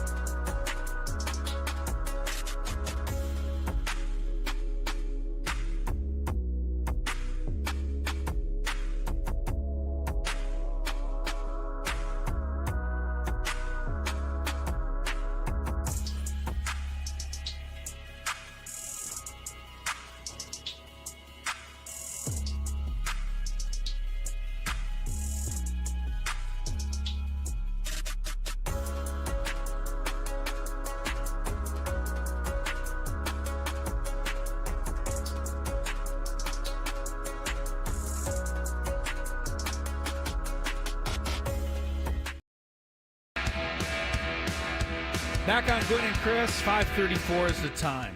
Listen up. Congratulations out there, today's biggest fan. It's Andrew Estepa. Estepa. E-S-T-E-P-A. Could be pronounced, I guess, either way. Estepa or Estepa. Andrew is down in Chula Vista, and if he calls us back within the next 10 minutes at 833-288-0973, Andrew, you'll qualify for our grand prize, 20 tickets for you and your friends. Night out in our Odyssey Suite at a Padre game later this season. Remember, the rest of you register your name at 973thefansd.com/biggestfan. Andrew Estepa. Clock is running, my man. Got 10 minutes to dial in. To dial in. To dial? No, I said dial and call at the same time, so I said Kyle. To Kyle in. Chris, you've been on a weird one today. I gotta say. I feel for the kids that I'm officiating tonight because who knows what I'm going to have left in the tank. No traffic for the moment. So. All right, we'll check in on traffic, Yes. but we do know that our guy, Tony Gwynn Jr. Oh, no, Tony, I haven't found him either. But haven't Michael located. Flix is here. Michael Flix is here. Okay, that we Yes. know. Tony's Yes, that close. we know. Tony's close. He's trying to get hooked up. He's down in Peoria. Michael Flix, our high school guy, joining us here in studio. Michael, how are you? Playoffs are underway, my friend. I'm doing well. Oh, no, Turn I did his- again. Scraby, Oh, you did? There we Oh, go. my let's gosh. find out how well are you well? I'm doing well. Okay. I'm doing well. I'm excited. As you just said, the playoffs are here. Yeah. I got to go check out a playoff game last night. What'd you That go was- see last night? I got to go see Sage Creek beat Vista. It was a very exciting game. Very good Sage game. Creek and Vista. All right. Yeah. Were there any? Last night was the first round of playoffs. Yes. In the boys category. Tonight the girls get their first round games. Was there? And I know the open division. We'll talk about that because they don't start till Friday. Right. But were there any surprises, any upsets, anything stick out last night in the county? Or did it go pretty much according to plan in round one? For the most part, it went according to plan. Okay. Olympian, they were the number 1 seed. They beat Ramona 86-63. Okay. And then we had a Poway. Poway got a win over La Jolla. Yeah, Poway got a win over La Jolla to advance. Okay. Madison beat Vincent Memorial. Bonita Vista beat Patrick Henry. The Bishop School beat Westview. Where are we here? And then we got Helix over Christian. That was the upset. Helix over Christian was No, a bit of a I'm sorry. surprise. Yes, Helix over Christian. Christian was the number 3 seed. Helix was the 14 seed. Okay. And Helix with the surprise right. there. Juju LaBelle have boy, been playing very well. My guy Will is not going to be happy there, At all. Christian. He's a good friend of the show. We had him on because he was at Cathedral. Remember, we did the games up there. He came on the show. We like Will. Sorry to hear that he lost that game. Yeah, I just want to let everybody know Tony Gwynn Jr. is here for the conversation purposes. Well, let's include him right away. Tony Gwynn Jr., how was your ride over to Peoria? I imagine you're just full of energy right now. Oh, yeah, for sure. This is exactly what you want to do after being in the car for 5 hours. I am some more change, than- but I'm interested to hear about what's going on in the high school playoff. Well, I've heard a little bit. So your guy is here, and we got the boys last night. He said the Helix upset Christian over Christian. Yes, and I think I did a Christian game a couple of weeks ago. They look pretty good, but that's why they play the playoffs, and it's fun. Do you like the format here in San Diego, where teams all play in different leagues, right? In their league, and you got your rivals in your league. The playoffs, they break it all down into your size of your school and what division you're in. And To me, it's spread out a little bit, almost too much. It's hard to keep track of. Michael, what do you think? It is difficult to keep track of. I was just giving my guy full-time hoops kudos. I don't know how he does it with just his one brain alone, keeps that organized and knows who plays who and what grade everybody's in. It's difficult, but I like it though. I like how it's spread out. It used to be before how even like your non-league games before you got into league, you saw pretty much a lot of the same teams in your division, so you kind of had a measuring stick, which I guess is good, but I like how it's spread out now and you play a whole bunch of different teams, and then when it comes to playoffs, you're locked into your division. I kind of like it, actually. Now, Michael, I know that there were some implications the week before this started. I know you were talking about Cathedral. They ended up getting a higher seed going into this open open tournament than I think was expected, right? Yeah, they did. You said Cathedral, correct? Yeah. They ended up with the number 6 seed. They're going to be playing San Marcos on Friday night, the number 3 seed, which that's going to be a really good game. You get 8 teams in the open division. Talk a little bit about how those teams qualify. We know Montgomery, number 1, Carlsbad, number 2. You just mentioned San Marcos, number 3. How do those 8 teams get in? Because I know Saints was in the open division last year because the Hop and company played such a difficult schedule. They didn't really get going until later in the season. They didn't quite qualify for the open this year. So how do you get into that? It's really your strength of schedule and then your record as well. Okay, so your ranking, basically. Right. You just take the top 8 teams off the top then and put them in that. Pretty much. And it's interesting because, like, it's interesting that you speak to that point because Olympian is Division 2, but they've been in the top 10 pretty much all year. Right. You know what I mean? And so then, they didn't get into the open. No, they didn't playoff. get into them. And then, like you mentioned, Saints. So you also have to be Division 1 then as well, aside from power rankings and that kind of stuff then, right? In order to get into the open. Yeah. So I don't remember a team ever moving from Division 2 up to the open. So, yes, the year prior, you do have to be in Division 1, yes. So talk a little bit about Montgomery, the number 1 team, the Aztecs, by the way. So we kind of watch them around here. But Carlsbad is a team that beat Montgomery last year in the final. Is that right? And now they're 1-2 the other way this year, going in. Yeah, and it's pretty much been a foregone conclusion that they were on a crash course for each other. And honestly, early on in the year, it kind of looked like Montgomery versus the field, but then Carlsbad came on so strong. Everyone knew they would because it's Jake Hall's senior year. So, they've been, like I said, been on a crash course for each other. But both teams have shown, that they're beatable. Carlsbad has lost to Torrey Pines twice. Olympia knocked off Montgomery. So it used to be how both, I'm sure no one would say that they're afraid, but pretty much everyone knew that they were the top dogs. And like I said, they've shown that they're beatable. So it's going to be interesting playoffs. My guy Marshawn down at Olympian upset Montgomery. Yeah. I bet he was happy with the officials that night. Marshawn, I'm laughing if you're out there. All right, so how do you like the setup? Well, who do you favor in the Division 1 and 2 and on the boys' side? Saints is a 2 seed, I think, in the Division 1 now. Yeah, they're can they get it done? Can Hop win again? I think they can. I don't. Now that they're at full strength and playing the ball that we expected them to play all year, I think they're gonna run away with this division. Honestly, La Jolla Country Day is very, very good. Their point guard Chris Carrillo, he's very dynamic. He can score it from anywhere. He's a very dynamic passer as well. So they can't overlook anyone, but they really can't overlook La Jolla Country Day. But La Jolla Country Day Saints is the top of the Division 1. Yes, yeah. I got St. Augustine winning that. Give me a dark horse in the Open and D1 bracket. Who's a team that, we're often talking about the Carlsbads, the Montgomerys most of the time in Open. Is there a dark horse in there that you could see come out and surprise somebody? Mission Bay at the number 4 seed. They have Torrey Pines. They have Torrey Pines in the first round, and they beat Torrey Pines in their gym, and now they get to earlier in the season, and now they get to play them at home in the first round. If they advance, which I expect them to, I mean, all love to Torrey Pines, but this is just my pick. I expect Mission Bay to beat Torrey Pines in the first round, and if they are able to get that done, they'll get Montgomery, which, as we know, Montgomery's the number 1 team, but Torrey Pines, they have a team full of guys that are big and strong, and when they're playing the right way, when Marshawn is really on them and got them playing the right way, they look pretty unbeatable too. So I think Mission Bay could come from the number 4 seed and win the Open Division Championship. It's very possible. And how many, for those who don't know, the Open Division, they'll decide the San Diego section champion there in the Division I, Division II, and on all the way down to 4 and 5. But how many of these teams will then move on to the state playoffs? I think, isn't it the top 4 in the open division go or more? I'm not honestly familiar with all of that. Do you know? It's crazy. It might be just the top 2. Okay. It might be just the top 2. I think it is just the top 2. Yeah, the top 2. Yeah, yes. If you make it to the semifinal in your if you're in your local section, then you're guaranteed a berth in the state playoffs. Yes. Okay. And the girls' playoffs start tonight, so they're all around the county. But the open division for the girls also starts on Friday, and they play, and it's all over in the next 2 weeks. Yeah, right. It doesn't take very long for the playoffs. They get this thing moving pretty fast. Yeah, it goes quick. I think quick. March 1st is the last game, right, or somewhere around that time. Yeah, right around there, if I'm not mistaken. Yeah. So get on out to a high school game, see these kids play. Now, you've been talking to us throughout the year.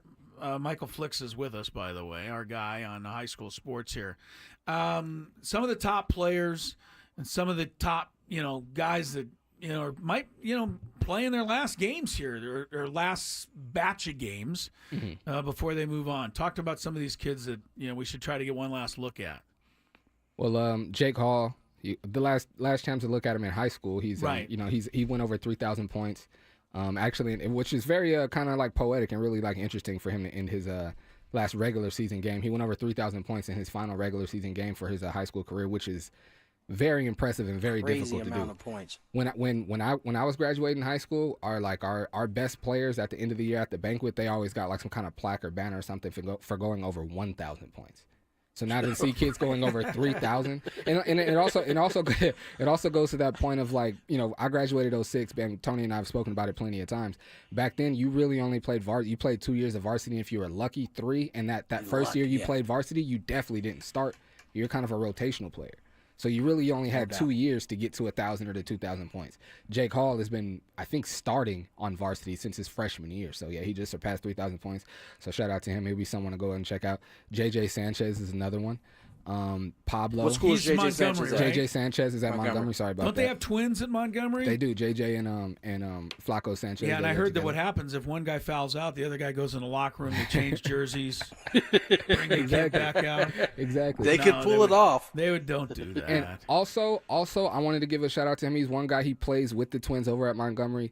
Zaire Mendez. He is one of the top players in the county. Has been all year, and he's one of those guys that I've been thinking about doing a list and putting it out on both my YouTube and my Instagram. Like if I had like an all toughness team for San Diego County, Zaire Mendez would be my number 1 pick for that team for sure. He plays hard, he plays the right way, he plays tough defense, he doesn't back down from anyone, and he can get a bucket on anybody too. I'm a big fan of Zaire Mendez's game. How about some of the lower level teams that are, we should at least shout out here that are, Division 2, 3? Anybody stand out that you're keeping a little eye on here as we go forward? Yeah, for sure. Southwest San Diego, they're the number 1 seed in Division 3. They won last night over Valley Center, beat them by 20, 75-55. There was another one, Calexico. Calexico made the playoffs, but unfortunately they took a loss to Mount Miguel. Mount Miguel advanced. And then what was my other Division 2 team I wanted to shout out? Coronado in Division 2, they were the number 7 seed. We talked about them at the beginning of the year a little bit. Yeah. They had a pretty interesting year, but they were able to make the playoffs. Had a nice little run to the end of the year too. They had some seniors playing well. A freshman come up really big that started for them all year. They made the playoffs and they beat Imperial last night 81-58. So they really put it on them, and they'll be playing Point Loma in the second round on Friday night at 7:00. Yep, so second round games are coming up, and it's going fast and furious at the high school level. I want to give a shout out to what I'm talking about Coronado. I wanted to give a shout out to Coach Anthony Ott. He's been there, I believe, for this is his 3rd year, and since he's been there, the program's just gotten better and better. He's been attracting more and more kids to the program. And, anytime you can get, like, a freshman on your team to buy in and you could really, like, invest in them and give them the confidence to be a starter and really contribute to your team, I think that always says a lot about the coach. You got to give the player credit for being that young and being ready, but also the coach to have the confidence in him and to instill that confidence for him to go out and be successful. So shout out to Coach Anthony Ott over at Coronado. I am, in general, Michael and Tony, really impressed with a lot of the coaches that we have in the county, boys, girls, varsity, the whole thing. And I know they probably don't think an official really ever likes the coaches. I'm sit there and I'm amazed and impressed with how well and how schooled these players are, how hard they must work. High school basketball is not just a 3-month thing anymore, right? I mean, they play many in the summer and the whole year round.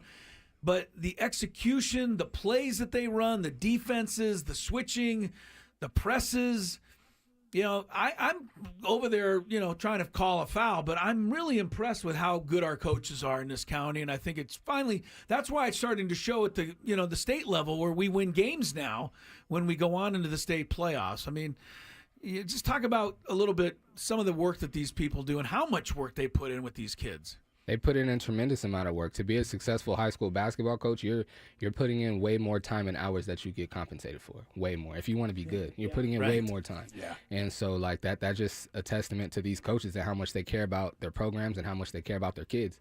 And just, when I film a lot of the huddles when I'm filming the games as well.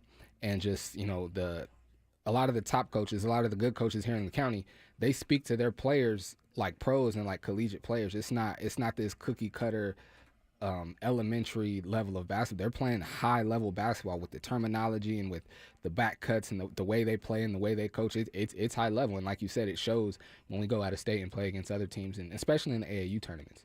Like our AAU teams here, they go all over the country over the summer and they come back with good records, and that goes to the coaching that we have here. Yeah. If only the officials could keep up. We do our best. Tony, are you? Why don't you get settled in, Tony? We'll say goodbye to Michael here, unless you have a few more things for him. Are you? No, I'm good. I'm good. Mike, always appreciate you coming on, brother. Yeah, thanks, Michael. Thank you. It's a lot of fun. Y'all got me back next week, or was this the last one? Yeah, for sure. Yeah, okay, what? Perfect. No, you got to be back next week. We're going to finish out this playoff run. Oh, perfect. You're stuck with us, Michael. Oh, I'm happy to be here. Y'all stuck with me. I'm going to come knocking on the door after y'all tell me to stop coming. I'm going to be knocking on the door. You're invited. You're invited anytime. Perfect. I appreciate you, Mike. Michael Flix there. High school games tonight, tomorrow. Is there game? There are games Thursday, Friday. It just keeps on going all week, and then the semifinals, finals all next week. So go see a high school game near you. Can I plug my showcase before I get out of here? Which you would. Of course. Yeah. March 22nd at Logan Memorial High School, the Flix vs. Full-Time Showcase. Be on the lookout on my Instagram and on my YouTube. I'll be announcing my team captain, and Full-Time Hoops will be announcing his team captain pretty soon. And after that, it'll be time to start selling those tickets. So please. I mean, the tickets are available now. But, coming up sometime this week, either Friday or Saturday, myself and Full-Time Hoops will be announcing our captains live on Instagram, so be on the lookout for that. What's your Instagram handle? My Instagram is Michael Flix, MICHAEL _FLIX, and then the YouTube is Flix Media Network. Appreciate it. Perfect. Oh, we appreciate you. All right, Michael. My pleasure. Thank you very much, Michael. Tony? Yes, sir. What's going on, go Chris? Well, he's probably hungry. He's got to go eat. Yeah, Tony. I know this guy. Listen. Like, we guys got 3 minutes left? I can hang for 3 minutes. No. I don't want to. No, I'm just kidding. We got to check traffic though, Tony. Hang in there. Okay, go ahead. Hold on. From the 855 Get Ross Traffic Center, protecting San Diego after accidents or injury, here's Kelly Danick. Traffic is brought to you by ExtremeRoofs.com. Well, the connector ramp southbound 5 to East 8 remains blocked as Caltrans crews clean up a paint spill left over from late this morning. So traffic is being diverted off at Rosecrans. So Rosecrans and surrounding streets are going to be a mess this afternoon. Also southbound 805 before Adams Avenue. Accident involving several vehicles. Got the slow lane blocked. Crash on West 8 before the 805. That's been moved over to the right shoulder just up ahead at Mission Center. Another crash. This one's got the slow lane blocked. And an accident being cleared out of the HOV lane northbound 15 past Mira Mesa Boulevard. The rain season has arrived, and if your roof is leaking or you're finding asphalt shingles in the backyard or the side of your house, call family-owned Extreme Roofing, serving San Diego for over 25 years, 619-334-ROOF. I'm Kelly Danick with Gwynn Chris, San Diego's #1 sports station, 97.3 The Fan. All right, Tony, I can tell you that you picked a good day to drive over to Peoria in the sense of you missed nothing. Yeah. There was no headlines of any kind in any way. Chris was just very angry about the automated balls and strike system, so...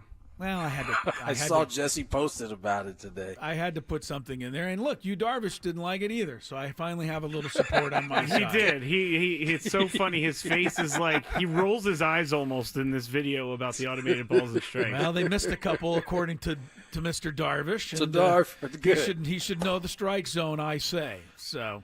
All right, so you'll settle in there tonight. We'll catch up with you tomorrow. We'll do our thing tomorrow. And then Friday's the first broadcast, right? Yes, like, do you have to go study Yes, the Mariners roster at all, or you know? I will be doing zero studying of the Mariners roster. Zero until I show up to the park that day. Find out who's in there. How are your accommodations this year? Do you say in this? Is it the same, or are you relocated this year? No, I'm a lot closer to the stadium this year, so that's good. Oh, very good. That is All good. right. Well, we like it when you're happy with. Wouldn't it be funny if like Sammy Lev was his neighbor? And Sammy Lev just like if Tony knocks on walked the door. out to go get something to eat later and bumped right into Sammy Levitt as he turned his corner. I have, considering what Sam has to do when his bill comes, I'm pretty sure he's not staying.